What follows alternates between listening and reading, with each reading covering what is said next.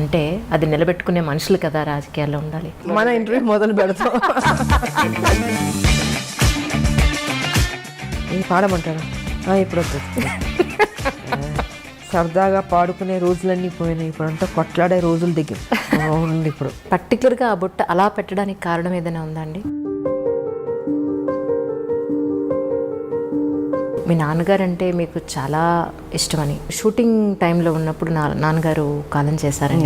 దేవాలయం షూటింగ్ చేస్తున్నాం. సో అక్కడ ఫాదర్కి చితి పెట్టడం సీన్ నేను ఆ సమయంలో ఏంటంటే ఇక్కడ సో ఇంకా అలాగా ఆయన చనిపోవడం జరిగింది. అయితే నిప్పురవ్వ సినిమా తర్వాత మళ్ళీ బాలకృష్ణ గారితో చేయకపోవడానికి అంటే తర్వాత స్టోరీ ఏమి సెట్ కాలేదంటారా? తర్వాత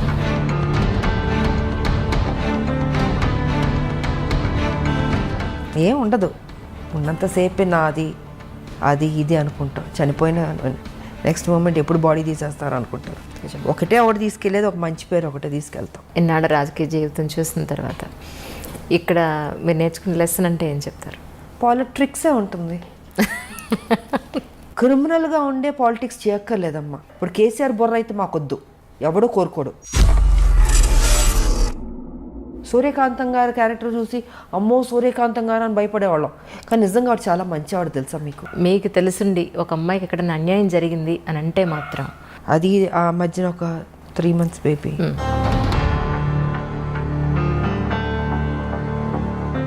సమాజం పాడైపోయిందమ్మా చాలా బాగా.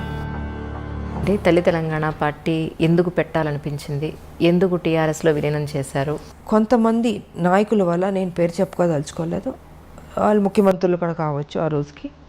సో వాళ్ళు ఏంటంటే ఈ తెలంగాణ రావడం వాళ్ళకి ఇష్టం లేదు.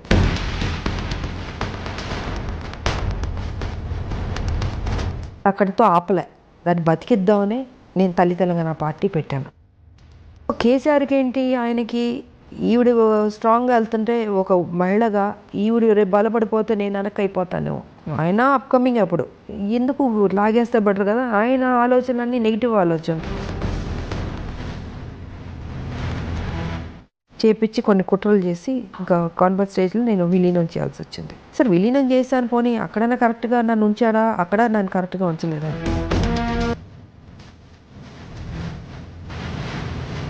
కాంగ్రెస్ ఇస్తున్నాం అని అనౌన్స్ చేసింది, అనౌన్స్ చేసిన నైటే నన్ను సస్పెండ్ చేస్తారు. ఇంకా హౌస్ స్టార్ట్ అయిపోయింది, స్పీకర్ ఆవిడ వచ్చారు, ముందుకు వెళ్ళాను, వెళ్ళ దగ్గరికి వెళ్ళి బిల్లు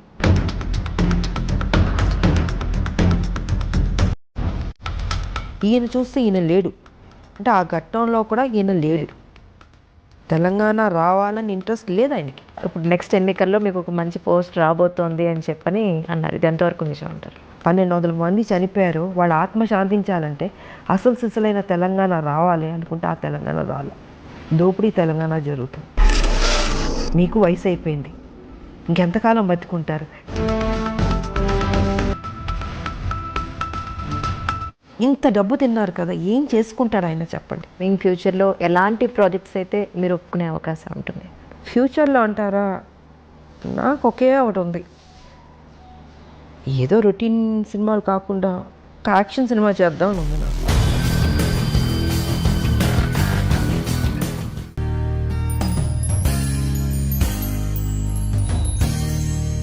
అందరికీ నమస్కారం అండి. ఈరోజు నిజంగా నా గెస్ట్ గురించి ఒక్క మాటలో నేను చెప్పలేను, కానీ ఒక చిన్న మాట చెప్పాలి. ఒక చిన్న పరిచయం, ఏదో ఒక ప్లేస్లో ఒక చిన్న పరిచయం. నిజంగా ఆ గెస్ట్కి నేను ఎప్పటికీ రుణపడి ఉన్నాను. ముందైతే గెస్ట్కి వెల్కమ్ చెప్పేద్దాం. మ్యామ్ నమస్కారం. నమస్తే. మిమ్మల్ని ఇలా కలవడం చాలా సంతోషంగా ఉంది. ఇంకోటి ఏంటంటే ఐ డ్రీమ్లో మీరు మొట్టమొదటిసారిగా మాకు ఇచ్చే first interview. I'm really so excited. మీకు చాలా రుణపడి ఉన్నాను. ఎలా అంటే చాలామంది నాతో అన్నారు, విజయశాంతి గారి దగ్గరికి ఏ ఒక్క లేడీ వచ్చినా సరే ఆవిడ ఒక్కసారి మాట ఇస్తే మాట తప్పరు అని. అందరు ఇలాగ చెప్తారులే అనుకున్నాను.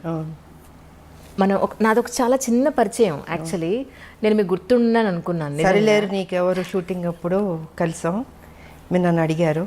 Yes ma'am. సో అప్పుడు అడిగింది ఇప్పుడు కుదిరింది. నిజం మ్యామ్. నాకు ఎంత సంతోషం అంటే మా లాక్డౌన్లో మీ డోర్ కొట్టి మ్యామ్ ఇంటర్వ్యూ ఒకసారి గుర్తు చేద్దామని వచ్చానంటే మీరు ఇక్కడి నుంచి అంజలి నువ్వు నాకు గుర్తున్నావు, నేను నీకు ఇంటర్వ్యూ ఇస్తాను, మాట ఇస్తాను అని అన్నారు. మాట ప్రకారం అలాగే నిలబెట్టుకున్నారు. Thank you. నాకు ఇప్పుడు అనిపిస్తుంది ఏంటి అంటే మీలాంటి వాళ్ళు కదా నిజంగా రాజకీయాల్లోకి రావాలి. మాట ఇచ్చారు అని అంటే అది నిలబెట్టుకునే మనుషులు కదా రాజకీయాల్లో ఉండాలి. But really ma'am such a great meeting with you. Thank you. చాలా చాలా సంతోషంగా ఉంది. అది నేను నా సంతోషం చెప్పలేకపోతున్నా ఒక్క మాట. మన ఇంటర్వ్యూ మొదలు పెడతాం ఇలా ఇంటర్వ్యూ మొత్తం పూర్తనే ఉంటారు. రియలీ మ్యామ్ మ్యామ్ యాక్చువల్లీ మీ లైఫ్ని ఒక 3 పార్ట్స్గా తీసుకుంటే, ఒకటి మీ పర్సనల్ లైఫ్, 2 సినీ రంగ ప్రవేశం, 3 రాజకీయ జీవితం. ఈ మూడింటిని ఐ డ్రీమ్లో ఒక బయోగ్రఫీ లాగా కమింగ్ జనరేషన్స్ ఎప్పుడు ఆల్మోస్ట్ యూట్యూబ్లో 100 సంవత్సరాలు ఉంటుందట. సో దీని ఒక బయోగ్రఫీ లాగా తీసుకుని మీ జీవితంలో ఈ 3 ఎలిమెంట్స్లో ఇంపార్టెంట్ ఎలిమెంట్స్ని అలా డీటెయిల్డ్గా తీసుకుందనే ఉద్దేశంతో వచ్చిన కారణం. ఈ అవకాశాన్ని ఇచ్చిన మీకు నిజంగా చాలా చాలా ధన్యవాదాలు. ఒక్కసారి ఇప్పుడు దసరా నవరాత్రులు నడుస్తున్నాయి, చాలా డిఫరెంట్గా పెట్టారు బొట్టు. ఈ బొట్టుకి దసరాకి లేదు, నేను దీక్షలో ఉన్నాను. నేను ఆ పూజ చేస్తున్నాను, నేను నవరాత్రి పూజలు. సో కొన్ని పూజలు అంటే నేను డెఫినెట్గా నేను చేస్తూ ఉంటాను. సో ఇది నవరాత్రి కాబట్టి అమ్మవారికి ఆ దీక్షలో ఇంకా చేస్తున్నాను నేను. ప్రశాంతంగా ఉంటుంది మాకు, అంటే మార్నింగ్ అన్ని పూజలే ఉంటాయి కదా మాకు. గేట్ లోపలికి వస్తుంటేనే గేట్లోకి వస్తుంది ఒక ఫ్లేవర్, ఒక పువ్వుల వాసన, ఒక అగరబత్తి ధూపం. అది ఇల్లంతా మొత్తం పూజలు అగరబత్తులు అన్నీ ఉంటాయి. ఇంకా దేవుడు అంటే ఆ పూజ అంటే ఇంకా దానికి మనం టైం కేటాయిస్తూ ఉంటాం. కాకపోతే రాజకీయం మాకు ఉంటుంది, తప్పదు. సో దేవుడికి ఇవ్వాల్సిన సమయం ఆ సమయం నేను ఇచ్చేస్తాను. మార్నింగ్ నేను ప్రశాంతంగా ఉంటుంది ముందు. ఈ అంటే పర్టికులర్గా ఆ బుట్ట అలా పెట్టడానికి కారణం ఏదైనా ఉందా అండి? ఏమో నాకు తెలీదు. దేవుని దండం పెట్టుకుంటా అలా పెట్టేస్తాను అంతే. ఇలా పెట్టాలి అలా పెట్టాలని ఏమి ఉండదు. అది ఆ పూజ చేసినంతసేపు స్వామిలో ఆ లీనమైపోతున్నట్టు ఉంటుంది. సో అది అయిన తర్వాత ఆ అమ్మవారి దీవెనతో బుట్ట అలా పెట్టేసుకుంటాను. మరి అది అంటే సుమంగళీళ్ళు ఎప్పుడు ఇలా పెట్టాలి ఒకటి ఉంటుంది లెక్క, ఇదేమో అమ్మవారిది.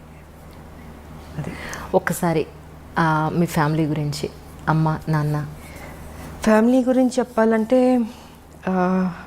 నేను, మా మదరు, మా ఫాదరు, ఒక అన్నయ్య, నలుగురమే. కథ ఫ్యామిలీ పరంగా చూసుకుంటే చాలా పెద్ద ఫ్యామిలీ. బట్ మా మదర్కి ఫాదర్కి నేను మా అన్నయ్య ఆయన జస్ట్ ఒక 2-3 years బ్యాక్ చనిపోయారు. సో నేను ఒక్కదానే ఉన్నాను. అండ్ ఇప్పుడు నేను నా భర్త, అంతే, ఇద్దరమే. చిన్న ఫ్యామిలీ ఇప్పుడు. కానీ మీ గురించి తెలుసుకోవాలి ఇంటర్వ్యూ కోసం అన్నప్పుడు నాకు యూట్యూబ్లో చాలా వీడియోలు మీ నాన్నగారు అంటే మీకు చాలా ఇష్టమని, మీరు షూటింగ్ టైంలో ఉన్నప్పుడు నాన్నగారు కాలం చేశారని, దాన్ని అసలు ఆ టైంలో మీరు కళ్ళు తిరిగి పడిపోయారని కూడా కొన్ని వీడియోలో చెప్పడం జరిగింది. ఒక్కసారి నాన్నగారి గురించి తెలుసు. యాక్చువల్గా దేవాలయం షూటింగ్ చేస్తున్నాం, అమరావతి, గుంటూరు నుంచి అమరావతి. సో అక్కడ షూటింగ్ చేస్తుంటే అక్కడ ఏంటంటే ఫాదర్కి చితి పెట్టడం సీను, టి కృష్ణ గారు డైరెక్షన్, దేవాలయం, శ్రవణ్ బాబు గారిని. సో అక్కడ ఫాదర్కి చితి పెట్టడం సీన్ నేను వెళ్ళి కూతురు చితి పెడుతుంది. ఆ సమయంలో ఏంటంటే ఇక్కడ చెన్నైలో అప్పుడు మా నాన్నగారు పోవడం జరిగింది. నాకు తెలియదు, చెప్పలే, టి కృష్ణ గారు ఎవరు చెప్పలే. సరే ఈవినింగ్ షూటింగ్ అంతా అయిన తర్వాత ఇన్ఫర్మేషన్ వచ్చింది. ఇప్పుడంటే మనకు సెల్ ఫోన్స్ ఉన్నాయి, అప్పుడంతా ల్యాండ్ లైన్, టైం పట్టేది, దొరికేది కాదు. ఐ థింక్ 6:37కి టి కృష్ణ గారికి వచ్చింది మెసేజ్, ఇలాగా ఫాదర్ పోయారు అనేసి. సో ఆయన ఏం చేశారంటే పోయారని చెప్పలే నాకు. నైట్ షూటింగ్ ఉండింది, డే అంతా శ్మశానంలో షూటింగు, నైట్ వచ్చి ఈ దశావతారాలు పాటలు తీస్తున్నాం. అది సో దానికి నేను డ్రెస్ చేంజ్ చేసుకోవడానికి క్లాసికల్ డ్రెస్ చేసుకుని రెడీ అయ్యి వస్తున్నాను. టి కృష్ణ గారు అన్నారు, ఇలా నాన్నగారికి బాగాలేదంట, బయలుదేరమ్మన్నారు అన్నారు. అంతే చెప్పారు. ఏమైందంటే లేదు బాగాలేదన్నారు, అంతే, టెన్షన్ అవ్వబాకమ్మా, బాగాలేదన్నారు అన్న. సరే ఆల్మోస్ట్ అన్ని ట్రైన్లు వెళ్ళిపోయినాయి. నైటు అంటే అమరావతి నుంచి గుంటూరుకు రావాలి కదా, వచ్చేటప్పటికి 11-12 అయినట్టు ఉంది నాకు. ఇంకా 12 లాస్ట్ ఒక ట్రైన్ ఉండింది, ఆ ట్రైన్ పట్టుకుని నేను చెన్నైకి వచ్చాను. చెన్నైకి వచ్చి ఇంటికి వచ్చి చూసేటప్పటికి నాన్నగారు పడుకొని ఉన్నారు. నాకేం అర్థం కాలే, అట్లా టోటల్గా అప్సెట్ అయిపోయి మధుర అక్కడ కూర్చున్నారు. ఆవిడ వస్తుంది, నాకేం అర్థం కావట్లే. ఎందుకంటే మా నాన్నగారు అంటే చాలా ఇష్టం నాకు నిజంగా.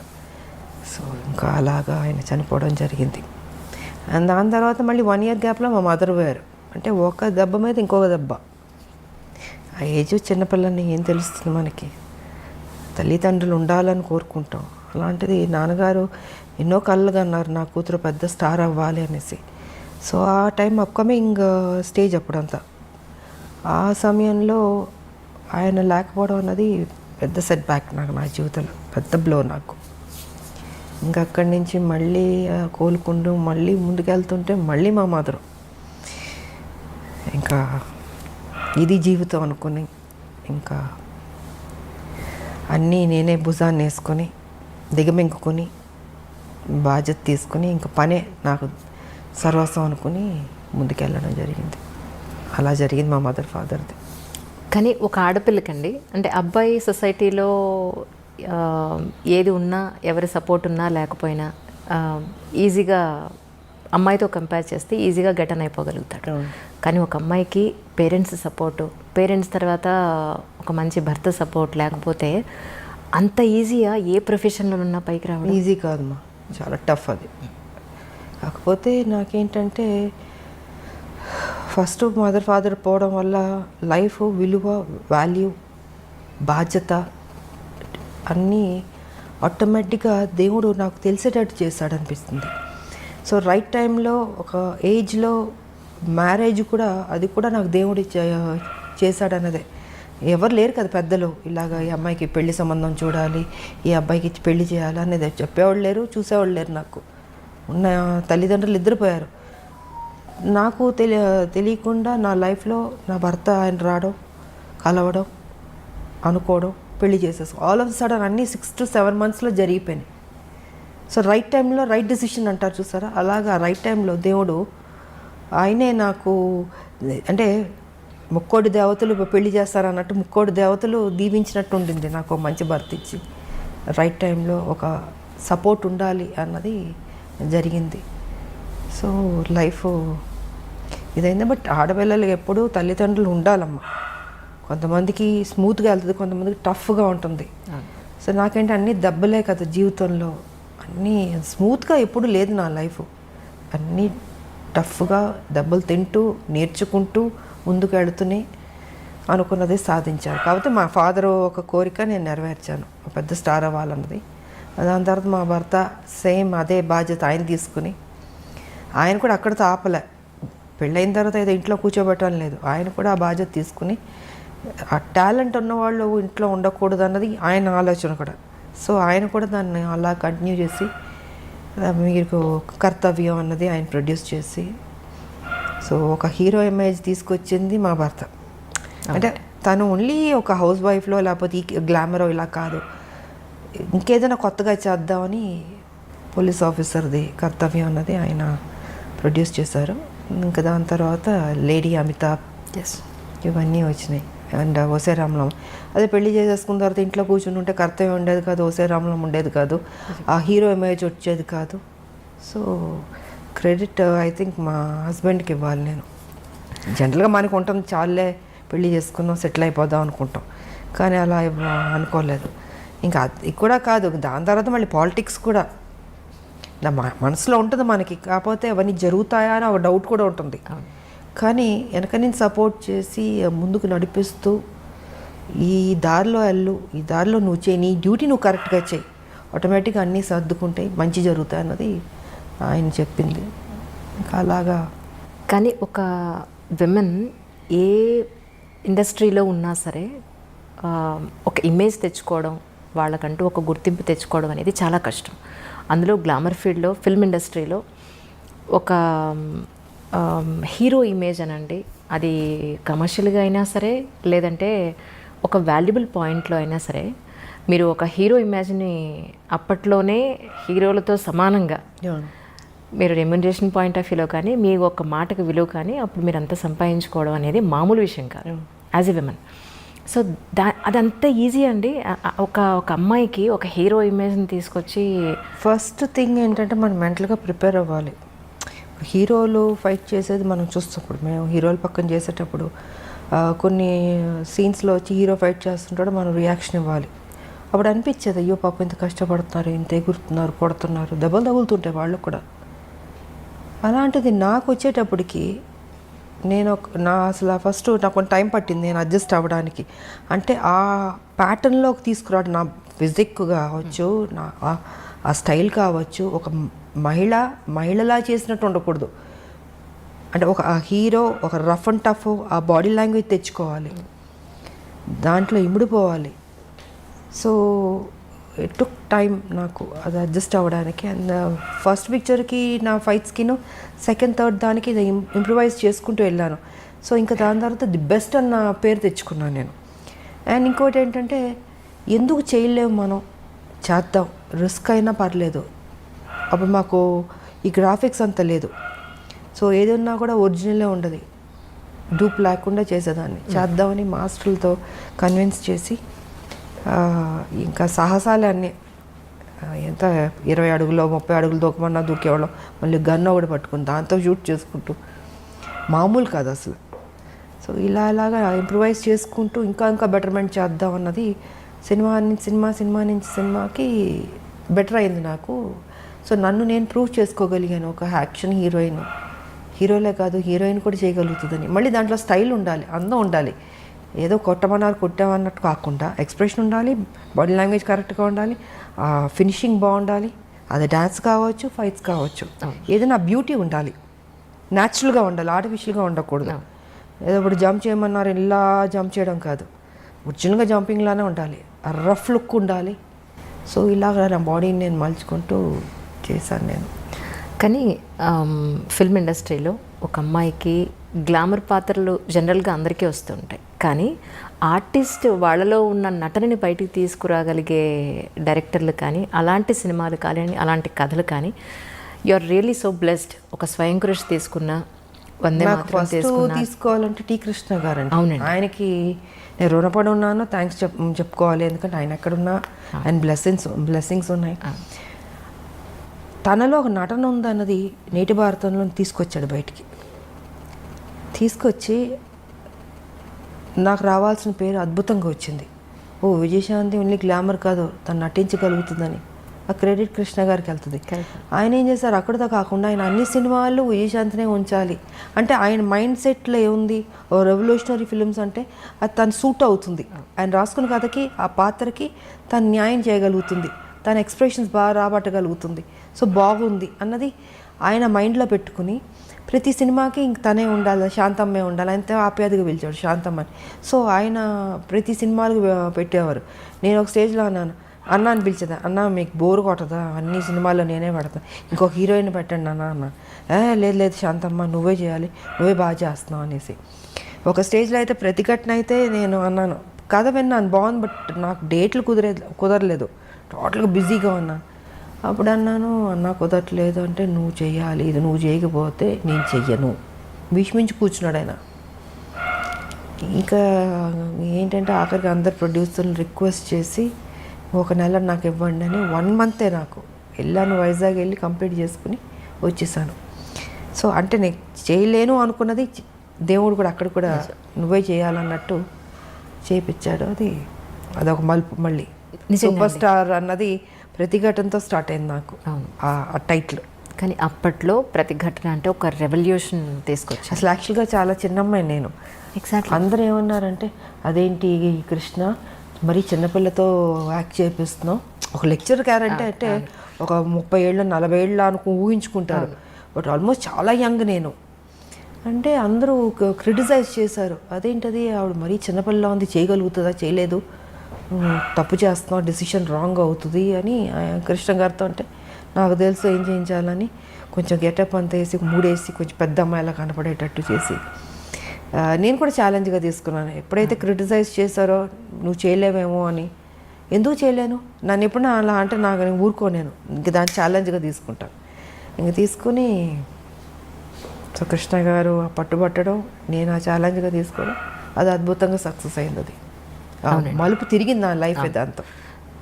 మీలో నటనని బయటికి తీసుకొచ్చింది ఒక మాస్. అందరూ గ్లామర్ని చూస్తే ఆయన మాత్రం మీలో ఉన్న అంతే. ఫస్ట్ కృష్ణ గారికి క్రెడిట్ వెళ్తుంది. దాని తర్వాత మిగతా వాళ్ళందరూ మంచి డైరెక్టర్లు, గొప్ప డైరెక్టర్లు పనిచేస్తారు, బట్ డిఫరెంట్ క్యారెక్టర్స్. బట్ ఆ అమ్మాయిలో ఆ టాలెంట్ ఉన్నదని తీయాలి కదా ఎవరో ఒకళ్ళు, అది టీ కృష్ణ గారు.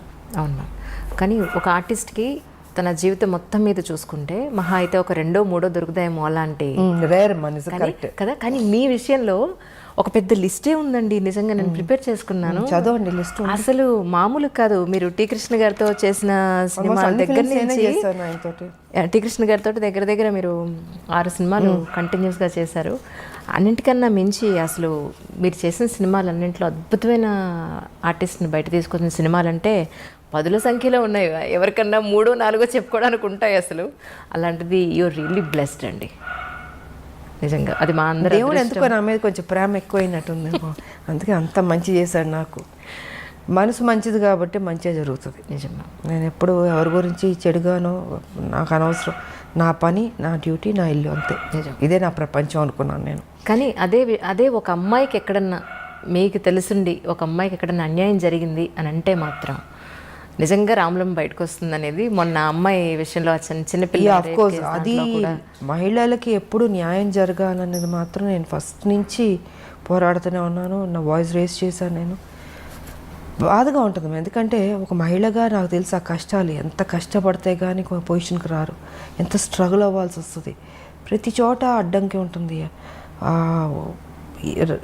అంటే మన ప్రొఫెషన్లో ఏ ప్రొఫెషన్ ఎన్నుకున్నా దాంట్లో అచీవ్ చేయడానికి అడ్డుపొలలు వేస్తూ ఉంటారు, వెనక్కి లాగుతుంటారు. సో ఆ పెయిన్ కానీ నాకు తెలుసు. అది కాక మొన్న జరిగిన ఇన్సిడెంట్ అయితే అది మరీ దారుణం అమ్మ. నాకు నిజంగా అది ఆ మధ్యన ఒక 3 months బేబీ, మళ్ళీ అది రిపీట్ చేయాలంటే మళ్ళీ నా మూడ్ పాడైపోద్ది. అది అంటే ఎలాంటి ప్రపంచం ఎలాగైపోతుంది, బాగుపడద్దు అనుకుంటే ఇంకా వర్స్ట్ అవుతుంది ఏంటి అన్నది నిజంగా బాధగా ఉంది. అది తెలియదు మరి మారాలమ్మా. అదే మొన్న చాలా రోజుల తర్వాత మీరు ఆ ఇష్యూ గురించి ఆ శవం అతనిది కాదు, మీరు అసలు ఏం చేశారో చెప్పండి అని డిపార్ట్మెంట్ వాళ్ళు. బికాస్ ఫస్ట్ లేదంటారు, కాస్త ఉందంటారు. అంటే ఒక వ్యక్తిని పట్టుకోవడానికి ఎందుకు ఇంత గేమ్ అనేది నేను చెప్పదలుచుకుంది ఆ రోజు. అండ్ నిజంగా నడి రోడ్డు మీద చంపాలి వాడిని, అంత కోపం వచ్చింది నాకు. సరే, ఇంకా వీళ్ళు చేసే పోలీసులు చేసే గేమ్ అన్నీ చేస్తుంటారు, ఎన్కౌంటర్లు చేస్తారు, ఇవన్నీ చేస్తారు. బట్ ఏదైనా అది కరెక్ట్ కాదమ్మా. అది వాళ్ళకి ఎలా వస్తుంది ఈ ఆలోచన తెలియట్లేదు నాకు. పాప ఆ తల్లిదండ్రులు నిజంగా, ఆ తల్లి నేను ఓదార్చలేకపోయినా ఆవిడ కంటిన్యూస్ ఏడుస్తూనే ఉంది. ఆ పెయిన్ ఎంత ఉంటుందమ్మా నిజంగా, చాలా బాధ వేసింది నాకు. అండ్ నాకు వచ్చిన కోపాన్ని వాడిని అక్కడే పట్టుకుని కొడదామా చంపుదామా అని అంత కోపం వచ్చింది నాకు నిజంగా. అసలు ఆ చంటి బిడ్డ ఎంత ముద్దుగా ఉందా పాప. నిజమా, వాడికి ఒక బిడ్డ ఉన్నట్టుంది. ఐ డోంట్ నో మరి ఇలా మైండ్లో ఏమైనా దెయ్యం దూరుతుందా, రాక్షసులా కూర్చుంటారో తెలియదు మరి. చిచి, సమాజం పాడైపోయిందమ్మా చాలా మ్యామ్. నిజం. మెయిన్ ఈ డ్రగ్స్ వల్ల వాళ్ళు ఏం చేస్తున్నారో వాళ్ళకి తెలియకపోవడం వల్ల గవర్నమెంట్ ప్రతి స్టేట్లో గవర్నమెంట్ చాలా సీరియస్గా తీసుకోవాలి ఈ విషయం మాత్రం. అంటే ఆ మత్తులో తేడా తెలియట్లేదు వాళ్ళకు కూడా. తల్లి చెల్లి బిడ్డ అన్న తేడా కూడా లేకుండా మృగంలాగా తయారైపోయారు. సో డ్రగ్స్ అనేది కంట్రోల్ చేయాలి, లేకపోతే టోటల్గా చట్టాలు ఇంకా స్ట్రాంగ్ చేయాల్సిందే. నాన్నగారు కాలం చేసిన తర్వాత మళ్ళీ టీ కృష్ణ గారు కాలం చేసినప్పుడు మీరు అంతగా కదిలిపోయారని చెప్పి విన్నాను. అసలు అంటే ఆయన సినిమాల ద్వారా మీలో ఉన్న నటీమణిని బయటకు తీసుకురావడం ఒకటే కాకుండా ఆయనతో ఉన్నంత బాండింగ్ అంటే ఏం చెప్తారు మీరు? ఒక అన్న చెల్లెల్ని ఎంత అపురూపంగా చూసుకుంటారో అలాగా ఆయన కానీ వదిన ఆవిడ కానీ ఎంతో ఆప్యాయతగా. అప్పుడు గోపీచంద్ అంతా చిన్నపిల్లలు, ఇంకొక పెద్ద బాబు ఉండేవాడు, అబ్బాయి కూడా చనిపోయాడు, పాప ఒకటి ఉంది. సో అందరూ ఒక ఫ్యామిలీలా ఉండేవాళ్ళు నిజంగా, అంత అన్యోన్యంగా. ఆయన ప్రతిదీ కేర్ తీసుకుని శాంతమ్మ ఇది చేయాలి అనేసి. అలాగన్నా ఓసారి పొరపాటు అయ్యేది, అంటే యాక్టింగ్ ఈ సీన్ సరిగా రాకపోతే ఊరుకునేవాడు కాదు, ఆయన తిట్టేవాడు. ఆయన ఈ రేపటి పౌరుల షూటింగ్లో అయితే పెద్ద సీను, కోర్టుని గుడి బయట పెట్టి లెంతీ డైలాగ్ పెట్టి చేయాలి. ఆయన అప్పటికి క్యాన్సర్తో బాధపడుతూ బెడ్ మీద పడుకొని డైరెక్షన్ చేస్తున్నారు. సో ఆ సీన్ ఏంటంటే గంటలు గంటలని చేతులు చేయాలి. నేను ఒక ప్యాటర్న్లో చేసుకుంటూ వస్తే కట్ చేసి చేతులు ఇలాగ చేయాలి కదా, ఎందుకు ఇలా ముడుచుకుని చెప్తావు డైలాగు డామ్ డూమ్ అని తిట్టేశాడు ఆయన. నాకు అర్థం కాలే, ఎప్పుడు నేను చూడలేదు ఆయన్ని అంత ఎమోషన్ అయ్యి కోపం రావడం అనేది.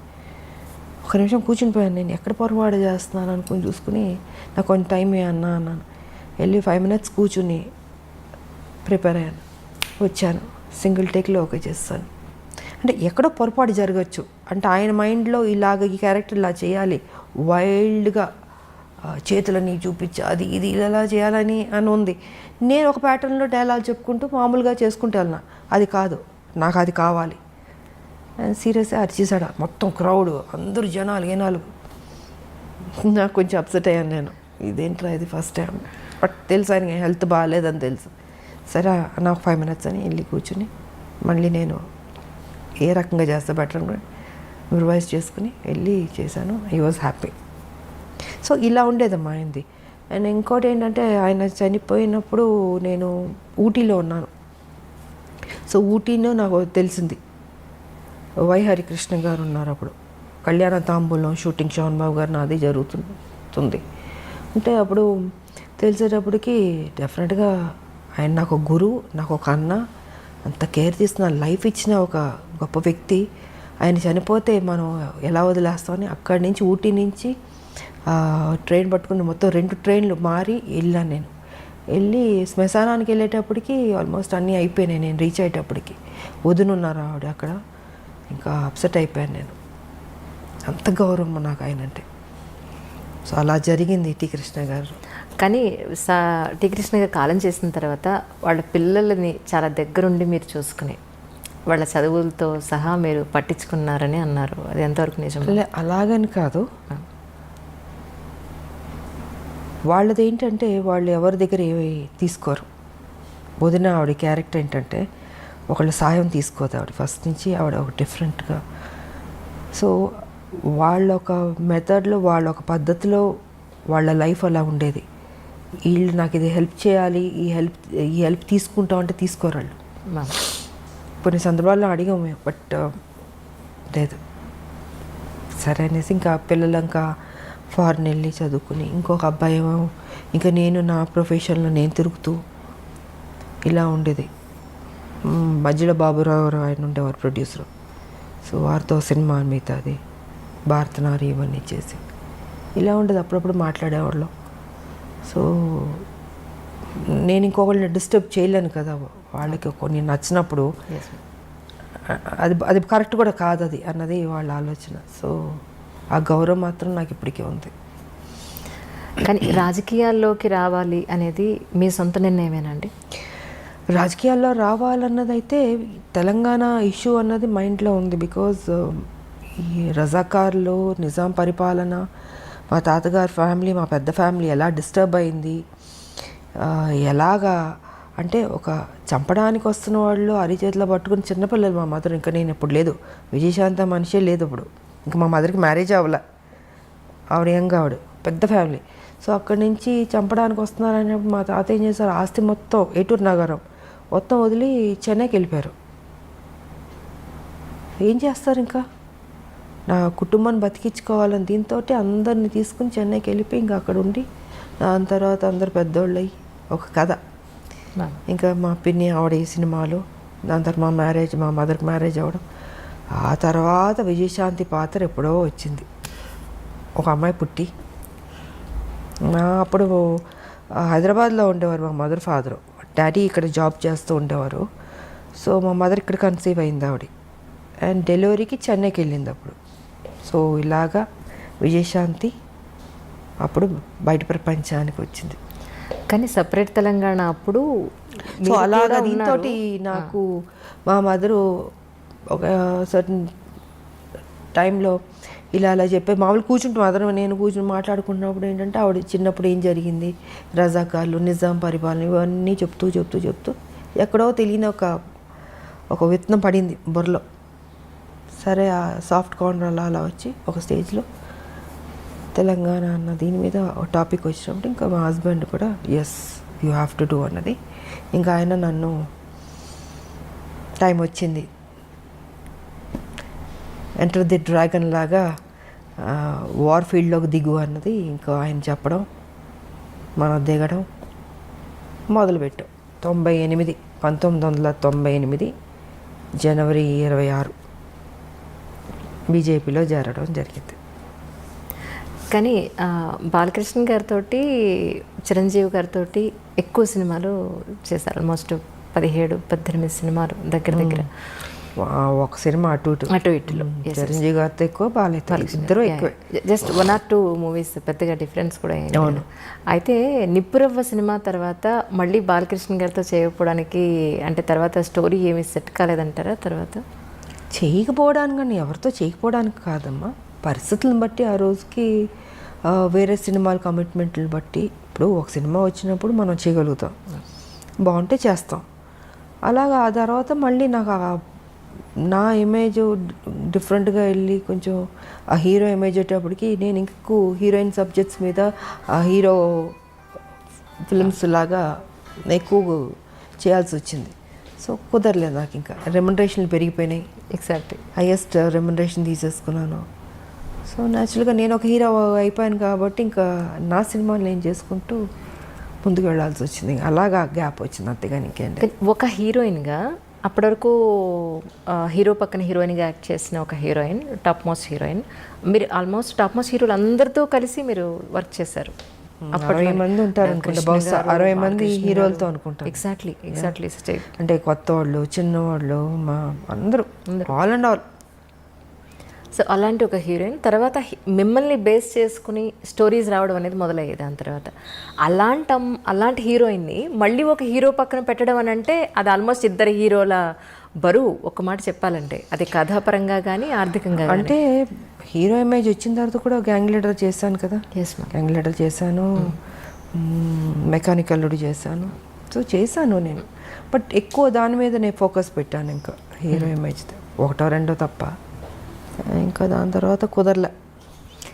ఒక హీరోయిన్కి హీరోయిన్ సెంట్రిక్ మూవీస్ రావడం అనేది ఇక అది పీక్ పరాకాష్ట అంటారా మీ ఉద్దేశ ప్రకారం? అంతే కదా.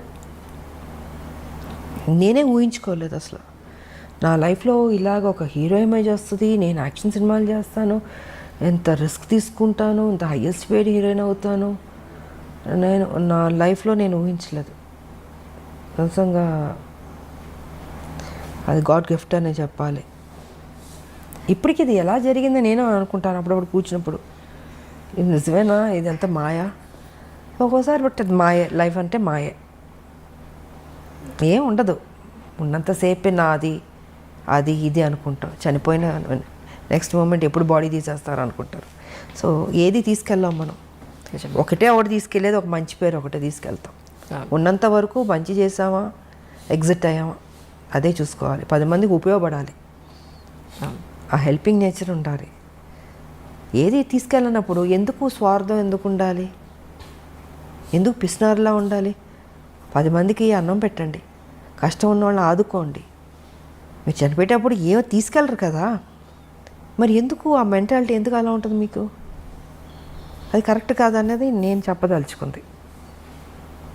10 మందికి ఉపయోగపడి 10 మందికి కష్టంలో ఆదుకున్నా అనుకో, మనం చనిపోయిన తర్వాత అయ్యో మంచోళ్ళ ఆవిడ, మంచిది, మంచి చేసింది, అదొక్కటే తీసుకెళ్తాం. నిజం. మనకు కూడా తృప్తి ఉంటుంది జీవితంలో. బతుకున్నంత వరకు మంచి చేసాము, దేవుడా నాకింత చేస్తావు, నేనేం చేశాను, సమాజానికి ఏం చేశాను అన్నది ఉంటుంది కదండి. సో ఆ సమాజానికి ఏం చేయాలన్నది రాజకీయ పరంగా చేయగలుగుతాం, లేదా సోషల్ వర్క్ చేయగలుగుతాం. సోషల్ వర్క్ చేశాను, రాజకీయ పరంగా నేను చేసుకుంటూ వెళ్ళాను. బట్ దాని పెద్ద ఆర్భాటంగా పబ్లిసిటీలు చేసుకుని నాకు నచ్చదు. మొన్న కూడా మీ పుట్టినరోజు నాడు ఎంతమంది వచ్చారు మ్యామ్ ఆ రోజు? నేను చెప్పాను, నేను చూపించుకోను. అవును, నాకెందుకు అది, నాకు అది పబ్లిసిటీ చేస్తుంటే నువ్వు నిజంగా సేవ చేసినలాగా ఉండదు, స్వార్థం కోసం అన్నట్టు ఉంటుంది. సో అందుకే వదిలేయండి, నాకు తోచింది నేను చేసుకుంటూ వెళ్ళిపోతుంటాను అన్నది నా ఆలోచన విధానం. తల్లి తెలంగాణ పార్టీ కింద మీరు చాలా వైద్య సేవలు కూడా అందించారు అప్పట్లో. సో దాని గురించి కూడా ఎక్కడ మీరు ఎప్పుడూ చెప్పుకోలేదు. అదే నేను చెప్పనమ్మా, చదివించేవాళ్ళని చదివిస్తాం, ఇంకా ఆర్థిక పరంగా అందిస్తాం, ఇవి చాలా రకరకాలు ఉంటాయి, మళ్ళీ చెప్పుకోవడం ఎందుకు వేస్ట్. సో నాకు తృప్తి, నా జీవితంలో ఇది ఒక మంచి చేస్తాను, ఒక చిన్న సాటిస్ఫాక్షన్. నాకు ఎవరికైనా ఏదైనా చేస్తే ఎందుకో తెలియదు, ఒక ఆనందం వస్తుంది. నాకు చేసుకోవడం కన్నా ఎదుటోళ్ళు చేస్తే సంతోషపడతాను నేను. సో నా లైఫ్ పద్ధతి అది.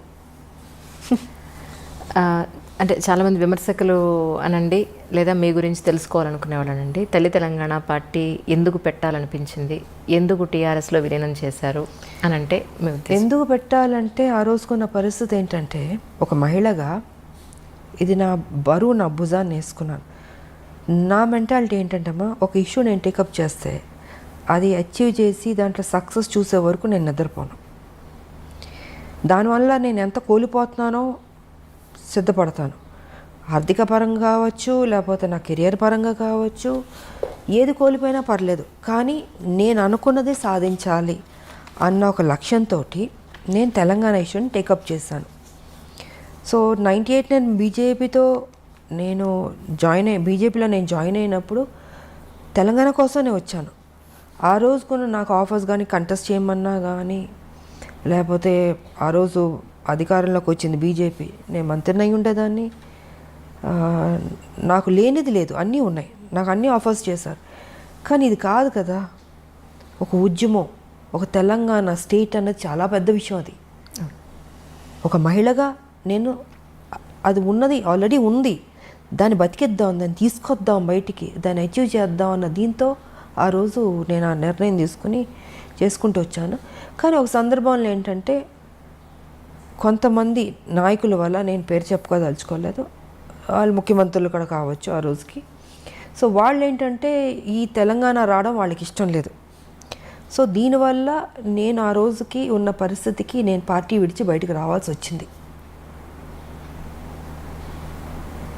చెప్పాలంటే కూడా చెప్పచ్చు, it's because of TDP. Chandrababu గారు ఆ రోజు పరిస్థితిలో వాళ్ళు అలయన్స్లో ఉన్నారు అందరూ. వాళ్ళు ఏంటంటే ఒప్పుకోవట్లేదు.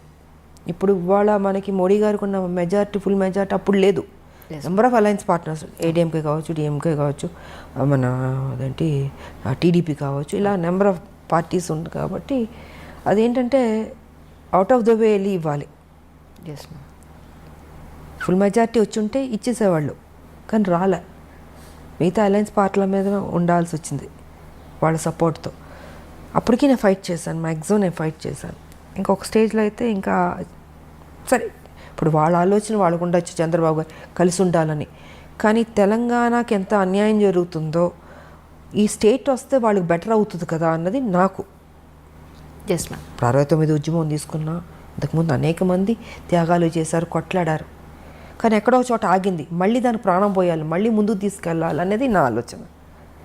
సో నేను ఆ రోజుకి మ్యాక్సిమం నేను కొట్లాడితే వాళ్ళు అది జరగనివ్వకుండా అడ్డుపడడం వల్ల ఇంకేదో కుదరదేమో అనేసి ఇంకప్పుడు పార్టీ నుంచి బయటకు రావాల్సి వచ్చి అది అక్కడితో ఆపలే, దాన్ని బతికిద్దామని నేను తల్లి తెలంగాణ పార్టీ పెట్టి ప్రతి ఇష్యూ మీద కొట్లాడాను. నేను 4.5 years నడిపాను, 2009 వరకు సో 2009 వరకు ఉన్నప్పుడు అప్పుడు టీఆర్ఎస్ వాళ్ళు వచ్చి నన్ను బతిమలాడి రమ్మని, అసలు ఆలోచన లేదు నాకు, అసలు టీఆర్ఎస్లో వెళ్ళాలి లేదు.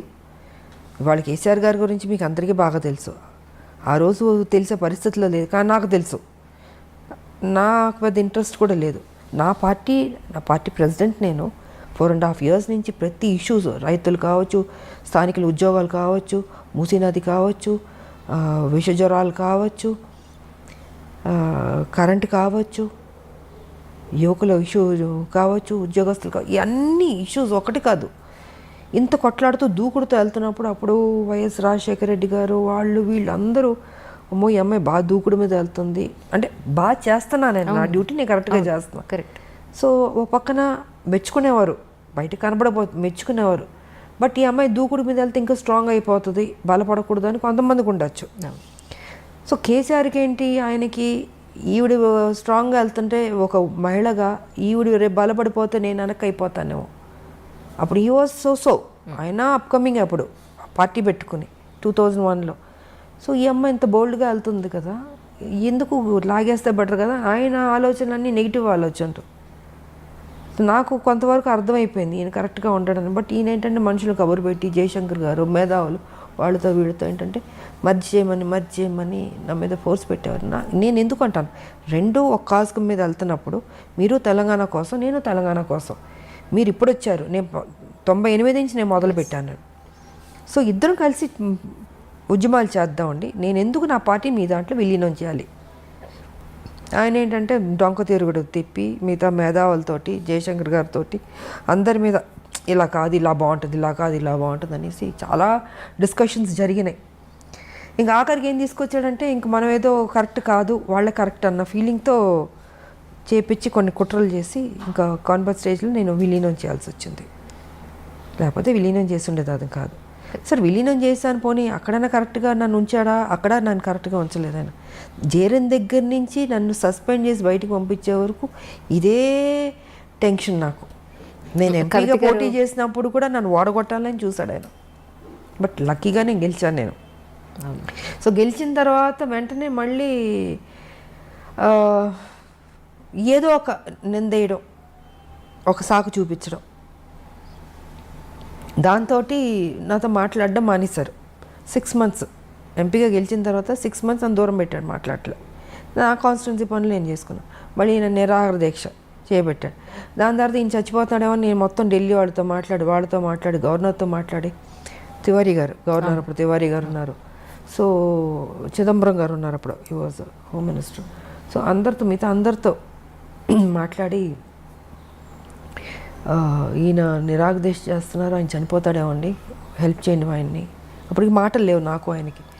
సో ఈ రకంగా చేసాం. అప్పుడు ఆ సందర్భంలో మళ్ళీ ఆయన కలిసి ఆయన హాస్పిటల్లో ఉన్నప్పుడు అప్పుడు మాట్లాడుకోవడం జరిగింది. మళ్ళీ మాట్లాడుకుని మళ్ళీ పార్టీలో మళ్ళీ మామూలు అయిన తర్వాత మళ్ళీ నా మీద ఇదే అది ఎప్పుడు ఆయన ఒక టైం వెయిట్ చేస్తూ కూర్చున్నాడు, ఈవిని ఎప్పుడు బయటికి పంపించేద్దామని. సో 2013లో కాంగ్రెస్ ఇస్తున్నాం అని అనౌన్స్ చేసిన నైటే నన్ను సస్పెండ్ చేస్తాడు. మేము ఆ మేడంని విజయశాంతి గారిని మేము సస్పెండ్ చేయలేదు, ఆవిడే పెట్టకుండా మీరు యూట్యూబ్ కాదండి, మీరు కప్పుకున్నారు అని చెప్పి మీరు యూట్యూబ్లోకి వెళ్ళొచ్చు. అక్కడ మొత్తం మీకు ఇవాళ కేసీఆర్ అసెంబ్లీ సాక్షిగానే అబద్ధాలు చెప్తున్నాడు. సో మీరు యూట్యూబ్కి వెళ్తే కేసీఆర్ 2013లో నన్ను సస్పెండ్ చేసింది ఆల్మోస్ట్ ఆల్ ద ఛానల్స్లో వచ్చింది. నైట్ 12 o'clock అది మీరు చూడొచ్చు. నేను జరిగింది చెప్తే నాకు అబద్ధాలు చెప్పాల్సిన అవసరం నాకేం లేదు. కేసీఆర్ లాగా ఇవాళ అసెంబ్లీలో నేను 3 ఎకరాలు ఇస్తానని చెప్పి నెక్స్ట్ కట్ చేస్తే నేను అసలు ఆ మాట అన్నే లేదేదో అని చెప్తున్నాడు. యాజ్ అ చీఫ్ మినిస్టర్గా ఆయన ఇంత అసెంబ్లీ సాక్షిగా చెప్పి ఇవాళ లేదు అంటున్నాడంటే ఆయన ఎలాంటి వ్యక్తి మీకే అర్థం కావాలి. సో జరిగింది నేను చెప్తున్నాను. 2013లో నన్ను సస్పెండ్ చేసిన తర్వాత నా కాన్స్టిట్యున్సీలో నేను ఎంపీగానే ఉన్నాను, నా పని చేసుకుంటూ ఉన్నాను. 2014లో పార్లమెంట్లో బిల్లు పాస్ అయింది. అప్పుడు బిల్లు పాస్ అవుతున్నప్పుడు నాకు ఆయనకి మాట్లాడలేదు, కానీ ఆ రోజు ఫస్ట్ టైం నన్ను వచ్చి ఎలా ఉన్నావు విజయ అని ఒకే ఒక మాట అన్నాడు, బాగున్నా అన్న. సో ఫైనల్గా అది ఆ రోజు ఇంకా లాస్ట్ డే.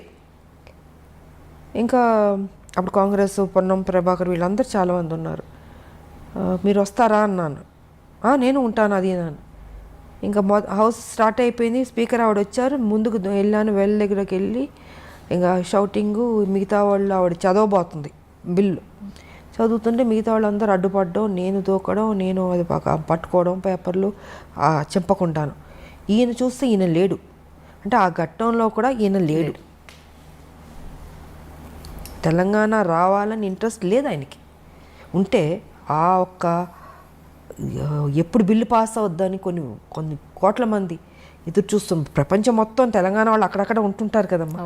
సో అన్ని చోట్ల నేను తెలంగాణ వాళ్ళు ఎప్పుడు జరుగుతుందా, ఎప్పుడు బిల్లు పాస్ అవుద్దని ఉంటున్నారు. అలాంటి సమయంలో ఈయన అక్కడ కదా ఉండాలి, అక్కడ లేకుండాను బయటికి వెళ్ళిపోయాడు. సో ఆ లాస్ట్ మూమెంట్ వరకు కూడా నా డ్యూటీ నేను సిన్సియర్గా చేసి బిల్లు పాస్ అయింది. చాలా హ్యాపీ ఫీల్ అయ్యాను నేను. అవును మ్యామ్, ఆ టైంలో you're also one of the party. ఒక్కదాన్నే నేను ఉన్నది ఇద్దరు ఎంపీలు ఒక ఆయన లేడు, వచ్చాడు వెళ్ళిపోయాడు. సో చివరి వరకు బిల్లు పాస్ అయ్యే వరకు నేను ఉన్నాను. ఆ రోజు బిల్లు పాస్ అయింది, నేను అనుకున్నది సాధించాను. మొత్తం మీ అంటే ఇంత ట్రావెలింగ్ పట్టింది నాకు. బీజేపీ నుంచి, నా తల్లి తెలంగాణ నుంచి, టీఆర్ఎస్ దగ్గర నుంచి, కాంగ్రెస్ దగ్గర ఇంత ట్రావెలింగ్. ఈ ట్రావెలింగ్లో ఎక్కడ నా స్వార్థం చూసుకోలేదు. విజయశాంతి ఒక పెద్ద స్టారు, తెలంగాణ కోసం కొట్లాడుతుంది. ఆవిడ అడిగితే ఏదో ఇవ్వడానికి అన్ని పార్టీలు రెడీ. ఆయన మిగతా పార్టీలు అందరూ నాకు ఏం కావాలో తీసుకోండి, మా పార్టీలోకి రండి అన్నీ అడిగారు. కానీ ఎప్పుడూ పదవులకి కానీ దేనికి నేను లొంగలే. నేను దేనికి వచ్చాను? తెలంగాణ కోసం. అది నాకు ముఖ్యం. మీరు నాకు డబ్బులు ఆశ చూపించినా, పదవులు ఆశ చూపించినా, సీఎం పదవులు చూపించినా నాకు వద్దండి. నాకు తెలంగాణ ఇవ్వండి అని ప్రతి నిమిషం నేను టెన్షన్ పడ్డాను నేను.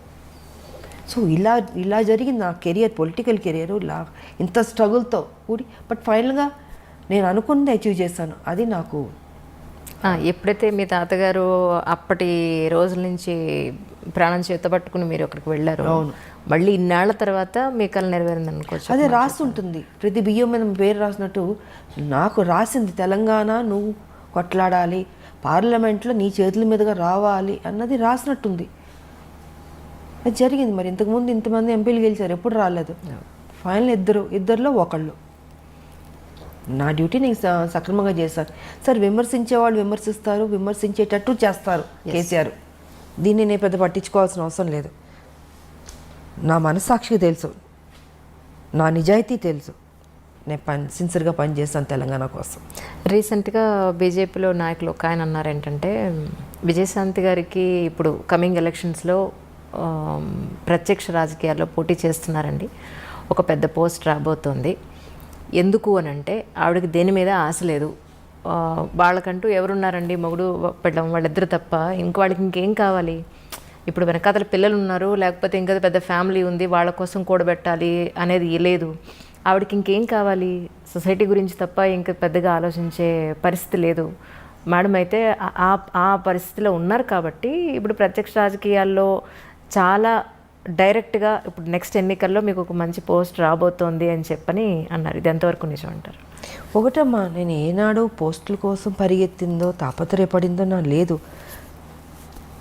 నా ప్రజలకు మేలు జరిగితే చాలు, నన్ను ఏం చేయమంటారు చెప్పండి, నేను చేస్తాను. నా జీవితం అన్యాయం అయిపోయినా పర్లేదు, కానీ నా ప్రజలు 4 కోట్ల ప్రజలు, వాళ్ళకి మేలు జరిగితే చాలు అన్నదే తప్ప ఇంతకాలం నాకు రెడ్ కార్పెట్లు వేశారమ్మా. మీకు ఏం కావాలో చెప్పండి, మీరు మా పార్టీలో రండి, ఇది ఇస్తా అది ఇస్తా. నమస్కారం కూడా పెట్టాను. నా తెలంగాణ ఇవ్వండి చాలు, ఇంకా అంతకంటే మిమ్మల్ని నేనేం కోరుకోను. నాకు పెద్ద ఆశ లేదమ్మా, డబ్బు అన్నీ చూశాను కదా, ఇంకేముంటుంది. మీరు చెప్పినట్టు నాకేమీ లేదు. నా పిల్లలు కూడా వద్దు అనుకున్నా, అన్నీ వద్దు, తెలంగాణ వస్తే చాలు, 4 కోట్ల మంది బతుకుతే చాలు. సో అలా ఉండింది. అండ్ ఇప్పుడు పార్టీ ఏ బాధ్యత ఇచ్చినా అది నా బాధ్యతగా అనుకుంటాను, నా డ్యూటీగా చేస్తాను నేను. అయ్యో అది పెద్ద పోస్టు, ఇది పోస్టు, నాకేమీ లేదు. ఎంత పెద్ద, ఎందుకంటే ఇంకా పెద్దది హిమాలయ అంత పెద్దది ఇచ్చినా కూడా ఇదే విజయశాంతి, అదే బాధ్యత, అదే సేవ ప్రజలకి. ఎందుకు పిల్లలు లేరు, ఇంక దేనికి నేనేం చేసుకోవాలి? నేను మా హస్బెండ్ ఇద్దరమే తెలంగాణ కోసం అన్నీ పక్కన పెట్టేశాను. సో ప్రజలకు బాగా జరిగింది అనుకో. నా బాధ ఇవాళ ఏంటంటే, ఇంత కష్టపడి తెలంగాణ సాధించాం, 1200 మంది చనిపోయారు, వాళ్ళ ఆత్మ శాంతించాలంటే అసలు సిసలైన తెలంగాణ రావాలి అనుకుంటే ఆ తెలంగాణ రాలే, దోపిడీ తెలంగాణ జరుగుతుంది. ఇది నాకు బాధగా ఉంది. దీని మీద నేను ఫైట్ చేస్తున్నాను. నేను కేసీఆర్ గారు కూడా ఒక్కసారి మేము గుండె మీద చేపెట్టుకుని ఆలోచించండి, మీరు చేస్తుంది రైటా రాంగా అని. మీకు వయసు అయిపోయింది, ఇంకెంతకాలం బతుకుంటారు? కనీసం మీరు వెళ్ళే లోపల మంచి చేసి వెళ్ళాలన్న ఆలోచన మీకు తట్టట్లేదు కేసీఆర్ గారు. మనం ఎన్ని మాటలు మాట్లాడుకున్నాం తెలంగాణ, ఎన్ని విషయాలు మనం డిస్కస్ చేస్తాం తెలంగాణ. ఇవాళ ఏమైపోయింది? మీకు ఎలా మనసు వస్తుంది ఆ అమాయక ప్రజల్ని మోసం చేయాలని? మీకు దేవుని భక్తి ఉంటుంది, ఒకసారి ఆలోచించండి. ఇంత అబద్ధం, ఇంత మోసం అండి, ఇంత డబ్బు తిన్నారు కదా, ఏం చేసుకుంటాడు ఆయన చెప్పండి? 1,00,000 కోట్ల పైన మీరు తీసుకున్నారు, తెలుసు అందరికీ. ఏం చేసుకుంటారు? ఆల్మోస్ట్ మీరు 70కి వెళ్ళబోతున్నట్టున్నారు. ఏం తినడానికి ఉండదమ్మా, తినేది ఇంతే తింటాం. కానీ మీరు కొంచెం మారండి. నేను అదే అంటున్నా, కేసీఆర్ గారు మీరు ఇప్పుడైనా మారండి. 2 సార్లు మీకు ప్రజలు అవకాశం ఇచ్చారు. ఆ ప్రజలు వాళ్ళ మొహాలు చూడండి. వాళ్ళని చూస్తే మీకు మోసం చేయబుద్ధి అవుతుందా? మీకు తప్పనిపించట్లేదు మీకు నిజంగా? కనీసం ఇప్పుడైనా మారి మంచి చేశాను, ఈ భూమి నువ్వు విడిచి వెళ్ళండి. మీకు వెళ్ళాల్సిన టైంలో మీరు ఉండండి, 100 ఏళ్ళు బతకండి కాదట్లే, కానీ తప్పు చేసి వెళ్ళొద్దు, మంచి చేసి వెళ్ళండి. ఉద్యమంతో చేసాం మనం, ఆ చిన్న తప్పు కూడా వద్దు, ఆ రిమార్క్ కూడా వద్దు అన్నది నేను ఆయనకి చెప్తున్నాను. నేను ఆయన తీసుకుంటాడని నేను అనుకోవట్లేదు, బట్ నా డ్యూటీ నేను చెప్తున్నాను. ఇప్పుడు ప్రస్తుత తెలంగాణ గవర్నమెంట్కి మీరు ఎన్ని మార్కులు ఇస్తారు? నేను ఇవ్వను. నేను అదే చెప్తున్నాను. ఇప్పుడు ఇంతసేపు చెప్పింది ఆయన మంచి చేస్తుంటే మీరు మంచి చేశారని నేను మెచ్చుకుంటాను. ఇప్పుడు మిగతా నేను బీజేపీలో ఉన్నాను అని కాదమ్మా. ఆయన కేసీఆర్, నేను విజయశాంతి, మనం పని చేసాం, ఉద్యమంలో కొట్లాడాం. కానీ ఇవాళ మీరు ఒక ముఖ్యమంత్రి అయ్యారు. ముఖ్యమంత్రి అయిన వెంటనే నేను ఒక్కరోజు కూడా మిమ్మల్ని నేను విమర్శించలే, తిట్టలే. 3 ఏళ్ళు మీకు టైం ఇచ్చాను నేను. సరే, కొత్త పార్టీ, కొత్తగా వచ్చారు, బాగా చేస్తారు, ఒక నమ్మకం. ఉద్యమం నుంచి వచ్చిన మనిషి కాబట్టి ఆయనకు ఆ బాధ్యత తెలుసు. ఎక్కడ ఏ ప్రాబ్లం ఉంది, ప్రజలకు ఏ కష్టాలు ఉన్నాయి, ఎక్కడ ఏ ప్రాబ్లం తీర్చాలని తెలుసు కాబట్టి చేస్తాడు అనుకున్నా. కానీ చేయలే. ముఖ్యమంత్రి కుర్చీలో కూర్చోగానే ఆయన ఆలోచనలు మారిపోయినాయి, మనిషి మారిపోయాడు. ఉద్యమం ఉన్న కేసీఆర్ గారు వేరు, ఇప్పుడున్న కేసీఆర్ వేరు. అహం పెరిగిపోయింది. ఎవరిని ఒకళ్ళు విమర్శిస్తే దాన్ని అంటే అది మనసుకు తీసుకుంటున్నాడు ఆయన. అంటే ఒక వెంజెన్స్ లాగా వాళ్ళ మీద కేసులు పెట్టడం, సంబంధం లేని కేసులు, పాపం ఎంతోమందిని వేధించడం. అది చిన్నవాళ్ళ పెద్దవాళ్ళు ఎవరైనా సరే ఏ రకంగా వెళ్ళిపోతున్నాడు అంటే, ఏజ్ అయ్యే కొద్దీ మనం గతంలో చేసిన తప్పుల్ని, మన తప్పుని దిద్దుకుని మనం మారడానికి ట్రై చేస్తాం. కానీ ఈయన మారతలే. ఏజ్ అయ్యే కొద్దీ ఇంకా అగ్రెసివ్గా, నెగిటివ్గా, హార్ష్గా, క్రిమినల్గా ఈ రకంగా తయారవుతుంటే మరి నాకు ఈయనకి ఎక్కడి నుంచి వస్తుంది ఈ ఆలోచన నాకు అర్థం కావట్లే. ఫామ్ హౌస్లో కూర్చున్నది ఏ రకంగా మనం మోసం చేస్తూ వెళ్దాం అన్నది ఆలోచిస్తున్నాడు తప్ప ఇది మంచి చేద్దాం అన్నది లేదు. ఒక ముఖ్యమంత్రి అంటే పబ్లిక్లో ఉండాలి, ప్రజల్లో తిరగాలి. సో ఈయనైతే ప్రజల్లో తిరగట్లేదు. ఎంతసేపు ఫామ్ హౌస్లో కూర్చుని ఆలోచిస్తూ ఉన్నాడు. ఏ ఆలోచన అంటే మంచి ఆలోచన కాదు, చెడ్డ ఆలోచనలు. ఈ ఎన్నికలకి ఇలా మోసం చేద్దాం, ఆ ఎన్నికలకి ఇలా మోసం చేద్దాం ప్రజల్ని. నువ్వు ఎవరిని మోసం చేస్తున్నావు? ప్రజలు. ఆ ప్రజల్ని నువ్వు 2 సార్లు గెలిపించారు. అది తప్పనిపించట్లేదా అంటాను నేను. సో నేనైతే మార్కులు ఇవ్వను ఆయనకి. ఆయన డెఫినెట్గా మంచి చేస్తుంటే ఇచ్చుండేదాన్ని. మా పార్టీ ఏమనుకున్నా అనుకొని నేను ఆటోతో వెళ్ళి నేను పొగిడేదాన్ని. వచ్చే ఎలక్షన్స్కైనా హైదరాబాద్లో లేదా తెలంగాణ జిల్లాలో లేదా మన తెలుగు రాష్ట్రాల్లో బీజేపీ వచ్చే అవకాశం ఉందంటారా మీ ఉద్దేశ ప్రకారం? We're trying I all best. నేను ఒకటే చెప్తున్నాను పబ్లిక్ కూడా, ఇంకా మీరు కన్ఫ్యూజ్ కాకండి. ఒకటే ఒక పార్టీ బీజేపీ పార్టీ ఉంది. ఎందుకంటే టీఆర్ఎస్ గతంలో కాంగ్రెస్ చూశారు, టీడీపీ చూశారు, అందరం చూస్తారు. కాంగ్రెస్ ఆల్మోస్ట్ ఏంటంటే టీఆర్ఎస్తో విలీనం అన్నట్టే చెప్పచ్చు. ఎందుకంటే అన్ని ఎమ్మెల్యేలు తీసుకున్న తర్వాత ప్రతిపక్ష హోదా కూడా పోయింది కాంగ్రెస్కి. ఇవాళ కేసీఆర్ గారు ఏం చెప్తుంటే కాంగ్రెస్ అదే చేస్తుంది. సో నేను బయటకు రావడానికి కూడా ఇదే కారణం. అంటే ఎంత కష్టపడినా వీళ్ళు లాస్ట్కి అమ్ముకుంటారు. అదే జరిగింది మొన్న 18-19లో.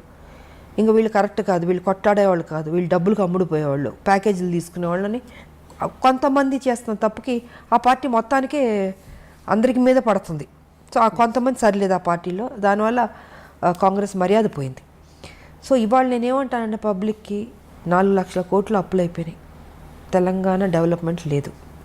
కేసీఆర్ ఎంతసేపు డబ్బుతో ఓటుతో కొనొచ్చు అని ఆ ప్యాటర్న్లో వెళ్తున్నాడు. ఆయన ఏం చేయడు. ఇంకా మీకు ఉన్నది ఒక బీజేపీ. సో దీన్ని సెటరేట్ చేయాలన్నా, డెవలప్ ఎంతైనా కొంత బెటర్ అవ్వాలన్నా, ఒక డిసిప్లిన్, ఒక అడ్మినిస్ట్రేషన్ బాగుండాలన్నా ఒక బీజేపీ వల్లే సాధ్యం. ఈసారన్నా ప్రజల్లో ఆలోచించి బీజేపీకి ఓటేసుకోండి. ఇంకా లేదు, ఆల్టర్నేట్ లేదు. ఇంక మీకు ఒకటి బీజేపీ కనపడుతుంది. ఇంకా ఇప్పుడు మీరే ఆలోచించుకోండి, ప్రజలకు వదిలిపెడతాం. కాంగ్రెస్ ఏం చేస్తుందో అన్ని తప్పులు మీరు చూస్తున్నారు.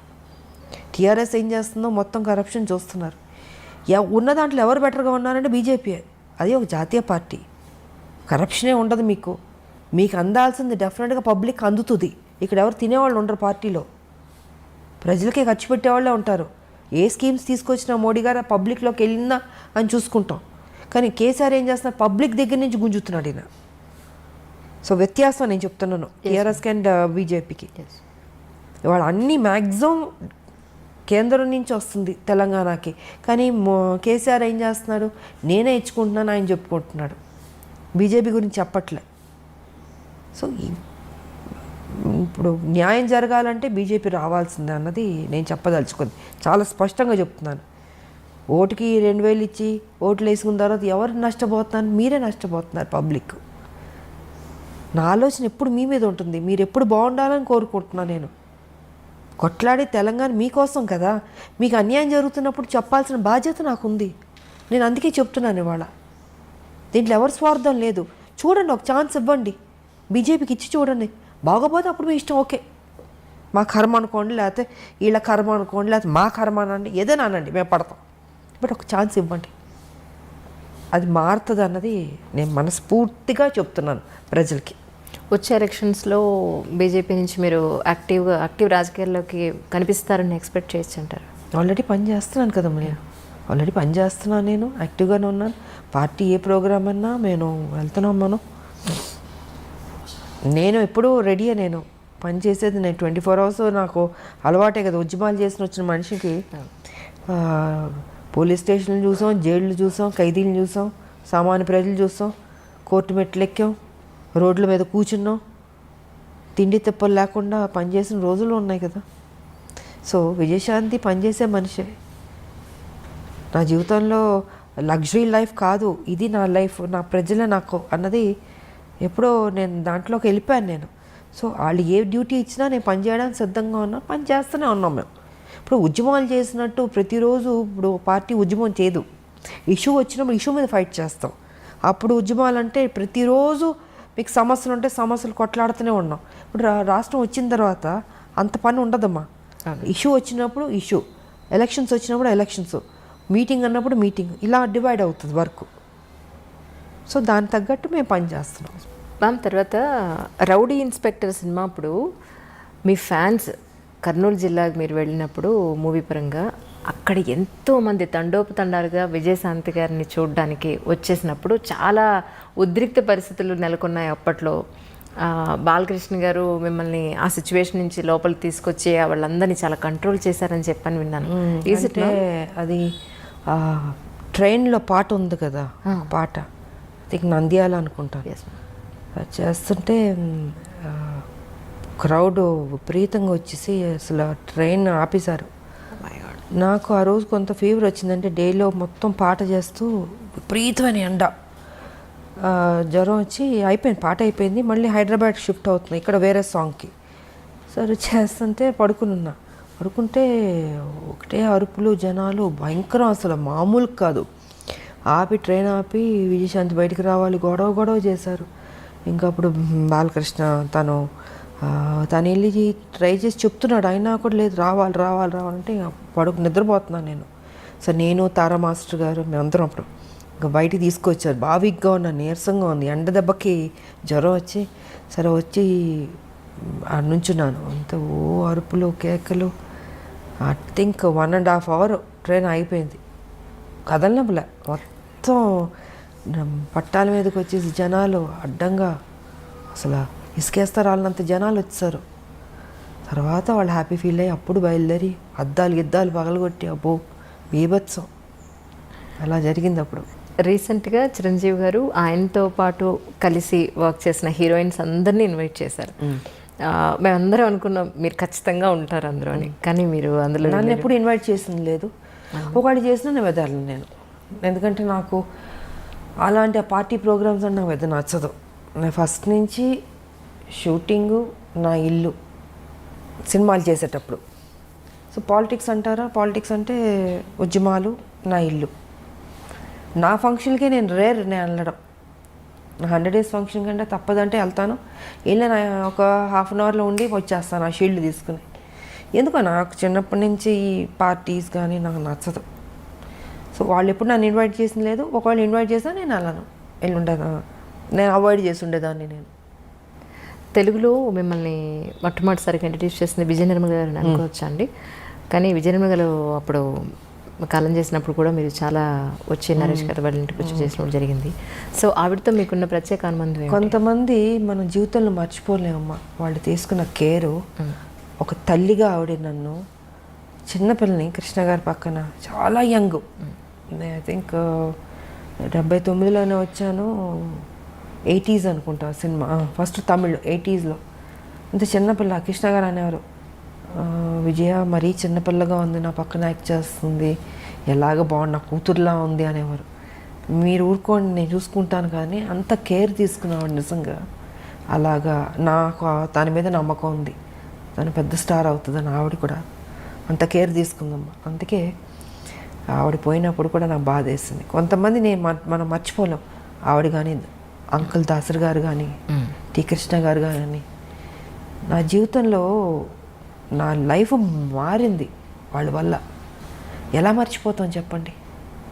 సో నా ఫస్ట్ ఫిలిం భారతరాజా గారు, ఇలాగా కొన్ని మర్చిపోలేం. ఇంక మిగతా డైరెక్టర్స్ అంటారు, ఎస్ అఫ్ కోర్స్ నాకు మంచి సినిమా పాత్రలు ఇచ్చారు. విశ్వనాథ్ గారు, జంధ్యాల్ గారు, మోహన్ గాంధీ గారు, కోడరం కృష్ణ గారు. సో ఇలాంటి హీరోయిన్ సబ్జెక్ట్స్ చేసిన వాళ్ళు డైరెక్టర్లు, వాళ్ళని కూడా నేను మర్చిపోలేను. ఆ గౌరవం ఎప్పుడు ఉంటుంది నాకు వాళ్ళ మీద. కానీ రాజకీయాల్లోకి వచ్చిన తర్వాత, ఇన్నాళ్ళ రాజకీయ జీవితం చూసిన తర్వాత, ఇక్కడ మీరు నేర్చుకున్న లెసన్ అంటే ఏం చెప్తారు? రాజకీయం అంటే పాలిట్రిక్సే ఉంటుంది. పాలిటిక్సే ఉంటుంది కదమ్మా. ఆ ట్రిక్స్లో మనం వెళ్తూ ఉండాలి, ఎత్తులకు పై ఎత్తులు వేస్తూ ఉండాలి. విజయశాంతి గారితో అవుతుందా అంత రాజకీయ ట్రిక్స్? అలా 25 ఏళ్ళు అయిపోతుంది కదా. అవుతుందా అంటే మరి తెలంగాణ తీసుకురాలేదా, కొట్లాడలేదా? ఏ టైంకి ఏ రకంగా మనం ఇవ్వాలో ఆ దేవుడే నిర్ణయిస్తాడు. జీవితంలో ఒక మంచి దారిని మనం ఎన్నుకున్నాం, ఆ మంచి దారిలోనే నేను వెళ్తున్నాను, ఆ మంచి దారిలోనే నేను సక్సెస్ అయ్యాను. నేను తెలంగాణ అచీవ్ చేయడం అన్నది ఇట్స్ నాట్ అ జోక్. ఒక రాష్ట్రం, నేను ఉద్యమం టేకప్ చేసినట్టు అందరూ నన్ను వెటకారంగా మాట్లాడేవారు. ఈవిడ ఒక మహిళ, ఈవిడ తీసుకొస్తుంది, ఈవిడ కొట్లాడుతుంది, ఈవిడికి అవసరమా, సినిమాలు చేసుకుని హ్యాపీగా ఉండడం ఎందుకు ఈవిడికి, అన్నీ అన్నారు. అన్ని మాటలు పడ్డాను, నేనేం పట్టించుకోలేదు. నేను అనుకుంది సాధించాను. అనుకునేవాళ్ళు అనుకుంటారు. ఏ టైంకి మన బుర్ర ఏ రకంగా ఆలోచించాలో ఆ బుర్ర, ఆ ఆలోచన దేవుడు డెఫినెట్గా ఇస్తాడు. క్రిమినల్గా ఉండే పాలిటిక్స్ చేయక్కర్లేదమ్మా, మంచిగా కూడా పాలిటిక్స్ చేయొచ్చు. ఇప్పుడు కేసీఆర్ బుర్ర అయితే మాకొద్దు, ఎవడో కోరుకోడు. సూర్యకాంతం గారి క్యారెక్టర్ చూసి అమ్మో సూర్యకాంతం గారు అని భయపడేవాళ్ళం, కానీ నిజంగా ఆవిడ చాలా మంచివాడు తెలుసా మీకు. అవును, సినిమా పాత్ర అలాగుంటుంది. సో ఆవిడ పేరు కూడా పెట్టేవారు కాదంటే చాలామంది పుట్టినవాడికి సూర్యకాంత్ భయం అంటే. బట్ ఆవిడ అంత బంగారం అసలు. నేను నాతో పనిచేశారు ఆవిడ, వచ్చా వండర్ఫుల్. ఆవిడ కానీ నిర్మలమ్మ గారు కానీ ఎంత మంచివాళ్ళు వాళ్ళు. సో కొంత మన సినిమా పాత్రలు చూసి భయపడతాం, కానీ కేసీఆర్ ప్రత్యక్షంగా చూసి భయపడతాం. అంటే అంత భయంకరమైన క్యారెక్టర్ కాబట్టి ఆయనలా వద్దమ్మా. ఇలాంటి పాలిటిక్స్ చేయక్కర్లేదు. చక్కగా పాలిటిక్స్ చేయొచ్చు, మనం అనుకున్నది ఇంకా బెటర్గా చేయొచ్చు, ప్రజలకు ఉపయోగపడేటట్టు చేయొచ్చు. అదే మ్యామ్ నా ఉద్దేశం కూడా అంటే 100% చేయొచ్చు. నేను ఎంతకాలం మరి మంచిగా అనుకునేది చేశాను, ఫ్యూచర్లో కూడా అదే మంచిగా చేస్తాను నేను. తెలంగాణకు సంబంధించి ఇన్ కేస్ కమింగ్ ఫ్యూచర్లో మీరు కూడా వన్ ఆఫ్ ది అధికార పార్టీ బీజేపీ కనుక అధికారానికి వస్తే మీ ఉద్దేశ ప్రకారం తెలంగాణకి ఏమేం చేస్తే బాగుంటుందని మీరు అనుకుంటున్నారు? నా Telangana, I love Telangana, develop అవ్వాలి. చాలా ఉన్నాయి సమస్యలు, ఇంతకుముందు తక్కువ ఉంది, ఇప్పుడు ఎక్కువ ఉంది. ఇప్పుడు రోజు రోజుకి ప్రజలు కష్టాల్లోకి వెళ్ళిపోతున్నారు, బెటర్మెంట్ లేదు లైఫ్. సో దీన్ని బెటర్మెంట్ చేయాలంటే ఒక నేషనల్ పార్టీ వల్లే అవుతుంది. అది వాళ్ళ బీజేపీకి సాధ్యం అవుతుంది. మోడీ గారు ఇంకా మంచి మంచి పనులు చేస్తున్నారు కాబట్టి. సో మేమందరం డెఫినెట్గా వెళ్ళి మోడీ గారితో చెప్తాం, మాకు ఇది కావాలని మేము అడిగి తీసుకుంటాం. మేము మా తెలంగాణకి ఇస్తారు ఆయన. ఇప్పుడు మొత్తం భారతదేశానికే వ్యాక్సిన్లే ఫ్రీగా ఇస్తున్నారు, రైస్ ఫ్రీగా ఇస్తున్నారు, ఎన్నో మంచి కార్యక్రమాలు చేస్తున్నారు. బేటీ పడావో బేటీ బచావో ఇలాగ ఎన్ని, ఒకటి కాదు రెండు కాదు, చాలా ఉన్నాయి. మహిళలకు కూడా, గర్భిణీ స్త్రీలకు కూడా వాళ్ళ ప్రెగ్నెంట్గా ఉన్నప్పుడు ఖర్చు ఎంత భరిస్తుంది, డెలివరీ అయిన తర్వాత తల్లి బిడ్డలకి వాళ్ళకి పౌష్టికాహారం కావచ్చు, మెడిసిన్స్ కావచ్చు, వాళ్ళకి ఏం కావాలో ఆ సదుపాయాలన్నీ ఇస్తుంది. సో చాలా చేస్తుంది బీజేపీ. వాళ్ళ ఎందుకు చేతి మా తెలంగాణకి డెఫినెట్గా చేస్తుంది. మేము అడిగి తెచ్చుకుంటాం. మేము మోడీ గారు మాకు ఇది కావాలి. రేపు దేవుడి దయ వల్ల బీజేపీ తెలంగాణలో వచ్చిందనుకోండి, నిజంగా ప్రజల కష్టాలు తీరినట్టే అని నేను అనుకుంటున్నాను. నేను ఎందుకంటే మేము ఊరుకోం, మేము కొట్లాడైనా తెచ్చుకుంటాం. బట్ కొట్లాడాల్సిన అవసరం కూడా లేదు. డెఫినెట్గా ఈ సమస్య ఉందంటే మోడీ గారు డెఫినెట్గా చేస్తారు. ఆయన ఇచ్చారు స్మార్ట్ సిటీ అని వరంగల్కి ఇస్తే చేజార్చుకున్నాడు ఈయన కేసీఆర్, ఉపయోగించుకోలేదు. ఎయిర్పోర్ట్లో ఇస్తే అక్కడ మామనూరులో వరంగల్లో ఇంతకుముందు ఉండేది, దానికి ల్యాండ్ ఇవ్వండి ఎయిర్పోర్ట్ ఇస్తారంటే అది కూడా చేయలే. అంటే ఎంత కేర్లెస్. సో ఇలాంటి వాళ్ళకు వద్దు. మాకు మా బీజేపీ వస్తే డెఫినెట్గా మంచి జరుగుతుంది, 100% డెవలప్ అవుతుంది అన్నది నా నమ్మకం. ఇటు రాజకీయ పరంగా కానీ, సినిమా రంగం పరంగా కానీ, ఇంకా ఇప్పుడు ఒక పాట కూడా పాడినట్టున్నారు మీరు ఒక సినిమాలో కదా, భారతరత్న. భారతరత్న ఒక పాటకు మీ గొంతును కూడా వినిపించడం జరిగింది. ఉదిత్ నారాయణ గారు నేను పాడా.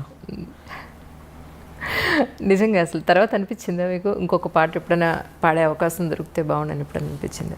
ఎందుకు ఆ రోజు కోటరామకృష్ణ గారు అమ్మ ఇది పాడితే బాగుంటుందని చెప్తే ఇంకా ఆలోచన నాకు ఎప్పుడు లేదు. ఇంకా ఆయన అడిగారు కాబట్టి ఆయన దగ్గరుండి తీసుకెళ్ళి పాడిచ్చారు. బాగానే పాడారు, చాలా బాగా మంచి హిట్ అయింది మ్యామ్ అది సాంగ్. బాగానే పాడినట్టు. సంగీతం నేర్చుకున్నారు మ్యామ్? చిన్నప్పుడు కొంచెం నేర్చుకున్నాను. అవునా? కొంచెం నేర్చుకున్నాను. నాకు ఇష్టం పాటలు పాడడం, నాకు ఇష్టం. ఇప్పుడు ఆ రోజు పాడాను నేను.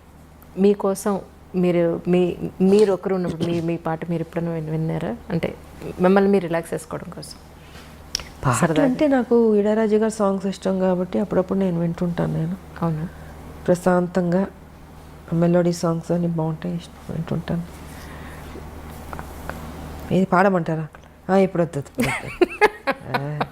ఇది ఇంటర్వ్యూ, సరదాగా పాడుకునే రోజులన్నీ పోయినాయి. ఇప్పుడు అంతా కొట్లాడే రోజుల దగ్గర ఉంది ఇప్పుడు. ఎందుకంటే టీఆర్ఎస్ మీద కొట్లాడాలి, ఈ రాష్ట్రంలో తెలంగాణలో బీజేపీని తీసుకురావాలి.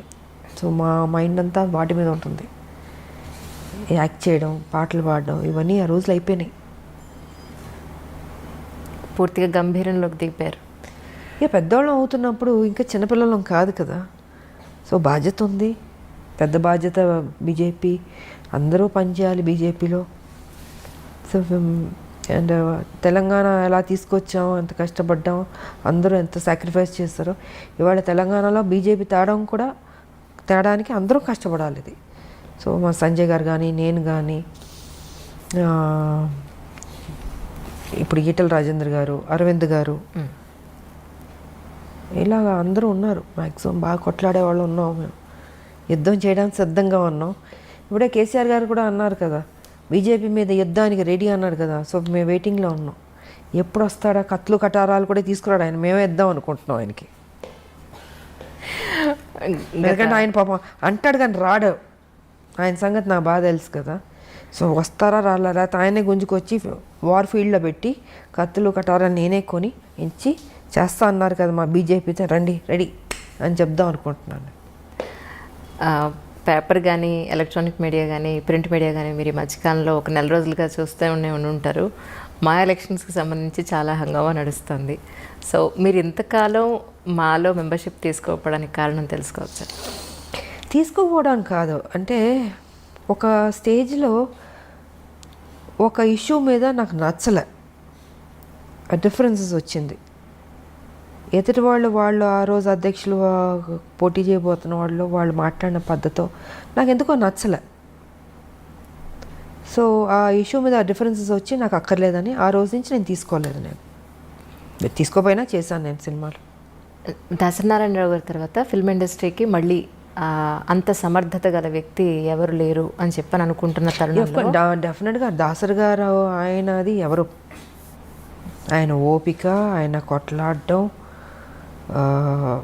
అందరినీ దగ్గర తీసుకుంటాడు ఆయన అంకుల్. ఆ లక్షణాలు మీలో ఉన్నాయేమో అని నేను అనుకుంటున్నాను. ఎందుకంటే నేను లాస్ట్ టైం మీ పుట్టినరోజు అప్పుడు కూడా నేను చూసాను ఎంతమంది మీకోసం అమ్మాయిలు, అబ్బాయిలు, చిన్నపిల్లలు వయోభేదం లేకుండా, పార్టీలతో సంబంధం లేకుండా ఎంతోమంది వాళ్ళ కష్టాలు మీతో చెప్పుకోవడానికి, మిమ్మల్ని ఒకసారి కలిసి కాస్త స్వాతంత్రం పొందడానికి ఎంతోమంది వచ్చారు, నేను చూశాను.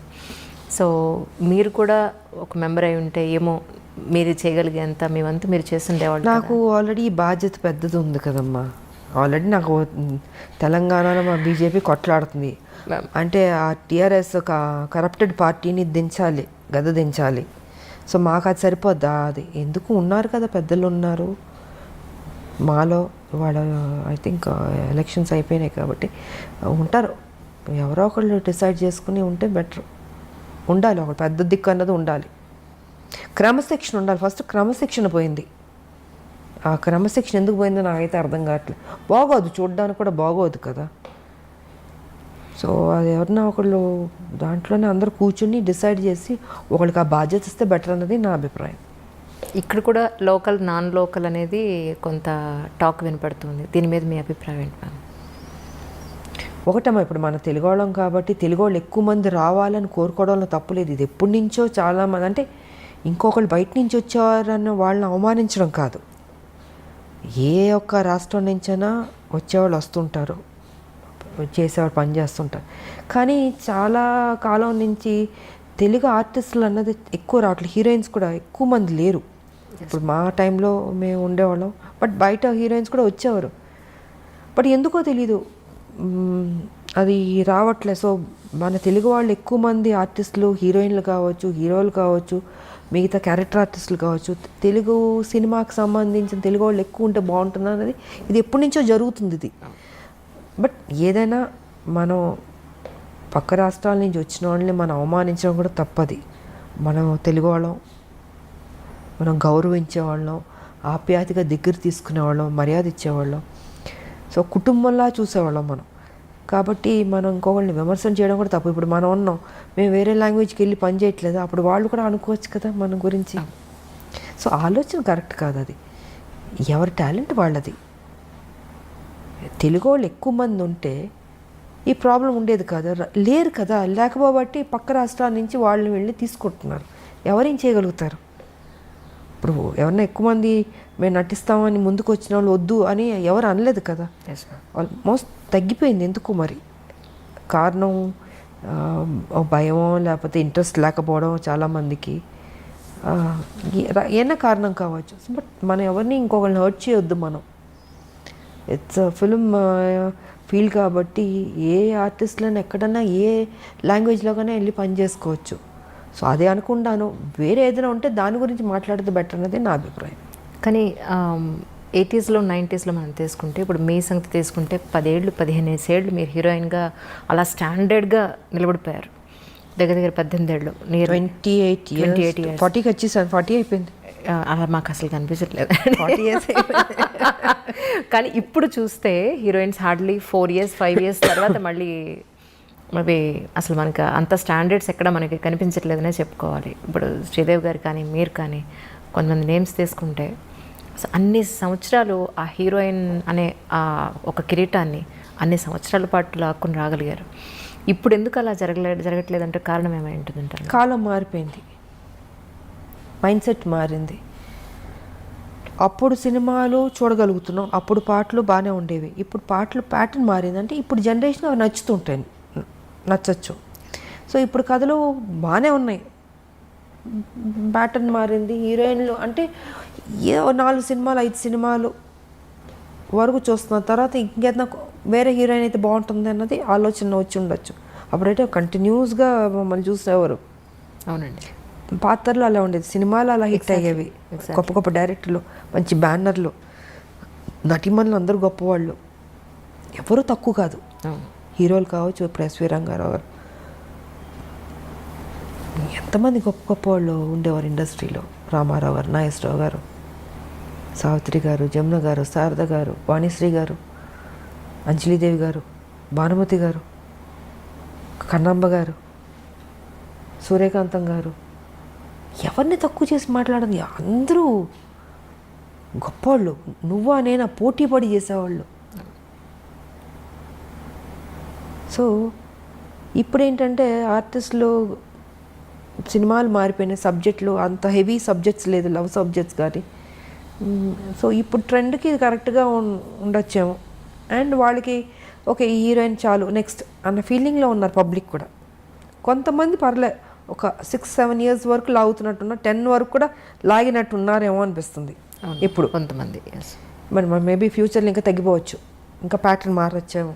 So we don't know. Sarileru Neekevvaru సినిమాకి దగ్గర దగ్గర మీకు 13 ఏళ్ల తర్వాత మీరు ఆ సినిమా ఒప్పుకున్నారు. దానికి కారణం ఏమిటి? కమింగ్ ఫ్యూచర్లో ఎలాంటి ప్రాజెక్ట్స్ అయితే మీరు ఒప్పుకునే అవకాశం ఉంటుంది? ఆఫ్టర్ 13 years సరే అనిల్ రావిపూడి గారు, మహేష్ బాబు, ఆయన ఒక మంచి కాంబినేషన్, మంచి క్యారెక్టర్, డిగ్నిఫైడ్గా ఉంది, వచ్చింది. బట్ ఎప్పటి నుంచో అడుగుతున్నారు, నేను రిజెక్ట్ చేస్తూ వచ్చాను. అది బాగుండింది కాబట్టి ఆ రోజుకి యాక్సెప్ట్ చేసేసి అప్పుడు టైం దొరికింది, చేశాను నేను. అండ్ పెద్ద సక్సెస్ అయింది. ఫ్యూచర్లో అంటారా, నాకు ఒకే ఒకటి ఉంది, ఏదో రొటీన్ సినిమాలు కాకుండా ఒక యాక్షన్ సినిమా చేద్దామని ఉంది నాకు. Such a great opportunity for the producers and all. ఒక్క యాక్షన్ సినిమా మళ్ళీ దన్ ఆడిచ్చేద్దాం అన్న ఫీలింగ్ ఉంది. బట్ కథ, పాత్ర ఏ కొత్తగా ఉండాలి. సంథింగ్ అలాంటిది ఏదైనా వస్తే మేబీ ఐ విల్ డూ. ఒకే ఒక యాక్షన్ ఫిలిం, ఓకే, పాత విజయశాంతి యాక్షన్ ఫిలిం లాగా ఒక్క సినిమా అలాంటిది ఉంటే. రొటీన్ అయితే వేస్ట్. నా పెద్ద చేయనని చెప్పేసాను నేను. సరే మళ్ళీ అందరూ చేయండి అంటే చేస్తే యాక్షన్ సినిమా ఒకటి చేద్దాం అన్నదే ఒకటి ఆలోచన ఉంది. కథ రావాలి, కథ దొరకాలి, అలా దొరికిందంటే చేస్తాను. ఒకటి ఇంకొకటి. అది కూడా టైం దొరుకుతుందని నాకు తెలియదు, ఉంది. బట్ ఇప్పుడున్న ఈ బిజీ షెడ్యూల్స్, రాజకీయం, ఈ బై ఎలక్షన్స్, మాకు మళ్ళీ ఇంకేం పని అప్పు చెప్తారో మా పార్టీ మాకు తెలియదు కదా. సో మరి అలాంటి బిజీ షెడ్యూల్లోనే ఉంటే మరి నేను చెప్పలేను.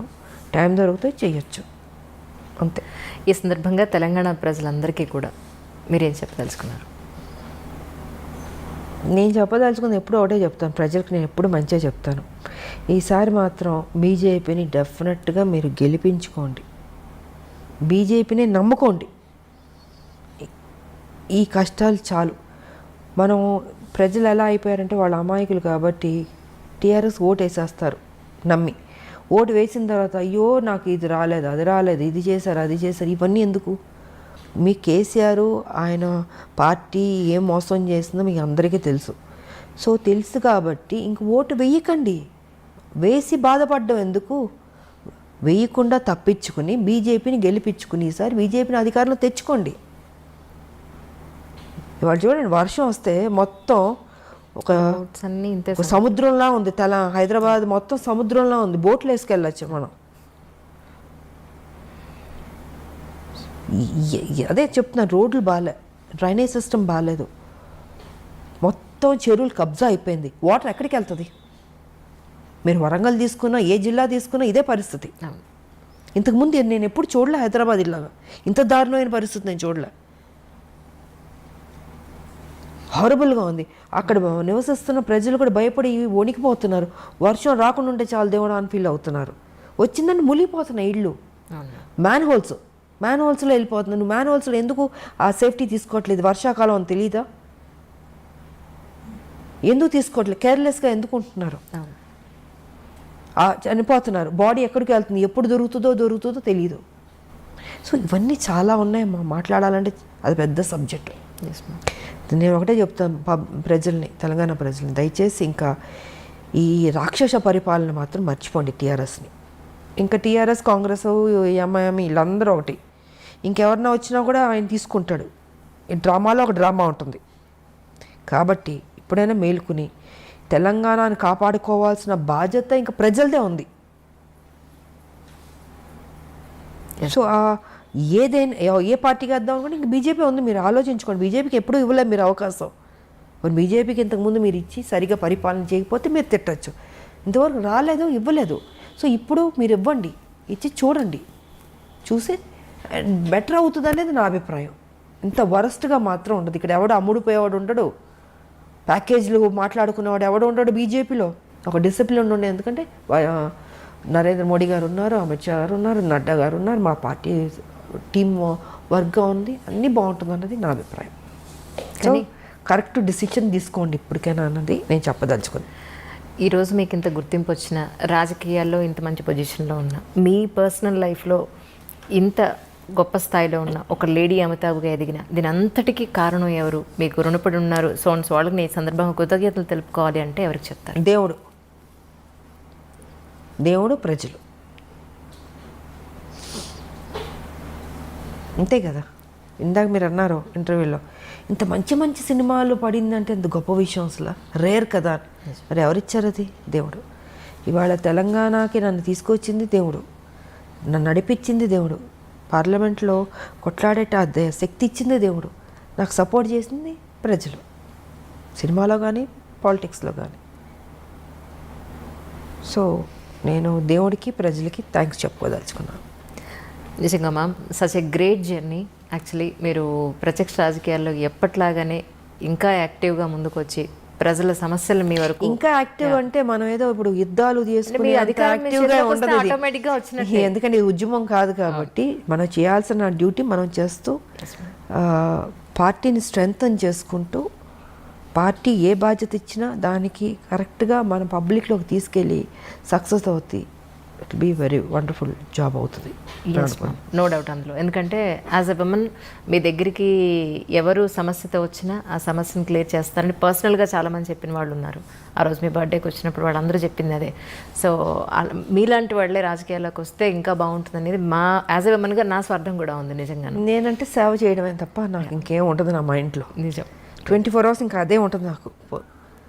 ఎంత తక్కువ టైం, ఒక 2 hours పడుకుని పని చేయమన్నా చేస్తాను నేను, 24 hours పని చేయమన్నా చేస్తాను. ఎస్, నువ్వు అదే అంటారు అందరూ, నువ్వు పని రాక్షసు అంటారు నన్ను. నాకు పని చేయడం ఇష్టం కాబట్టి, నన్ను ఖాళీగా కూర్చోబెట్టి నాకు నచ్చదు. పని ఇవ్వండి, చేస్తూ ఉంటాను. పని ఇవ్వకపోతే వాళ్ళ తప్పు. ఎస్, పని ఇస్తే నా స్థాయి ఎంతవరకు నేను పని చేయాలో అంతవరకు నేను పని చేస్తాను, అంతే. ఎస్, మీరు నా ప్రజలు బాగుంటే ఇంకా అంతకంటే నాకు కావాల్సింది ఏమీ లేదు. నిజం. మీ చేతిలోకి తొందరలో అధికార పార్టీ అనండి, తెలంగాణలో మీ చేతికి అధికార పగ్గాలు రావాలని చెప్పి మనస్ఫూర్తిగా యాజ్ ఎ విమన్గా కోరుకుంటున్నాను. మా బీజేపీకి అధికారం వస్తే డెఫినెట్గా మంచి చేస్తుంది. Thank you.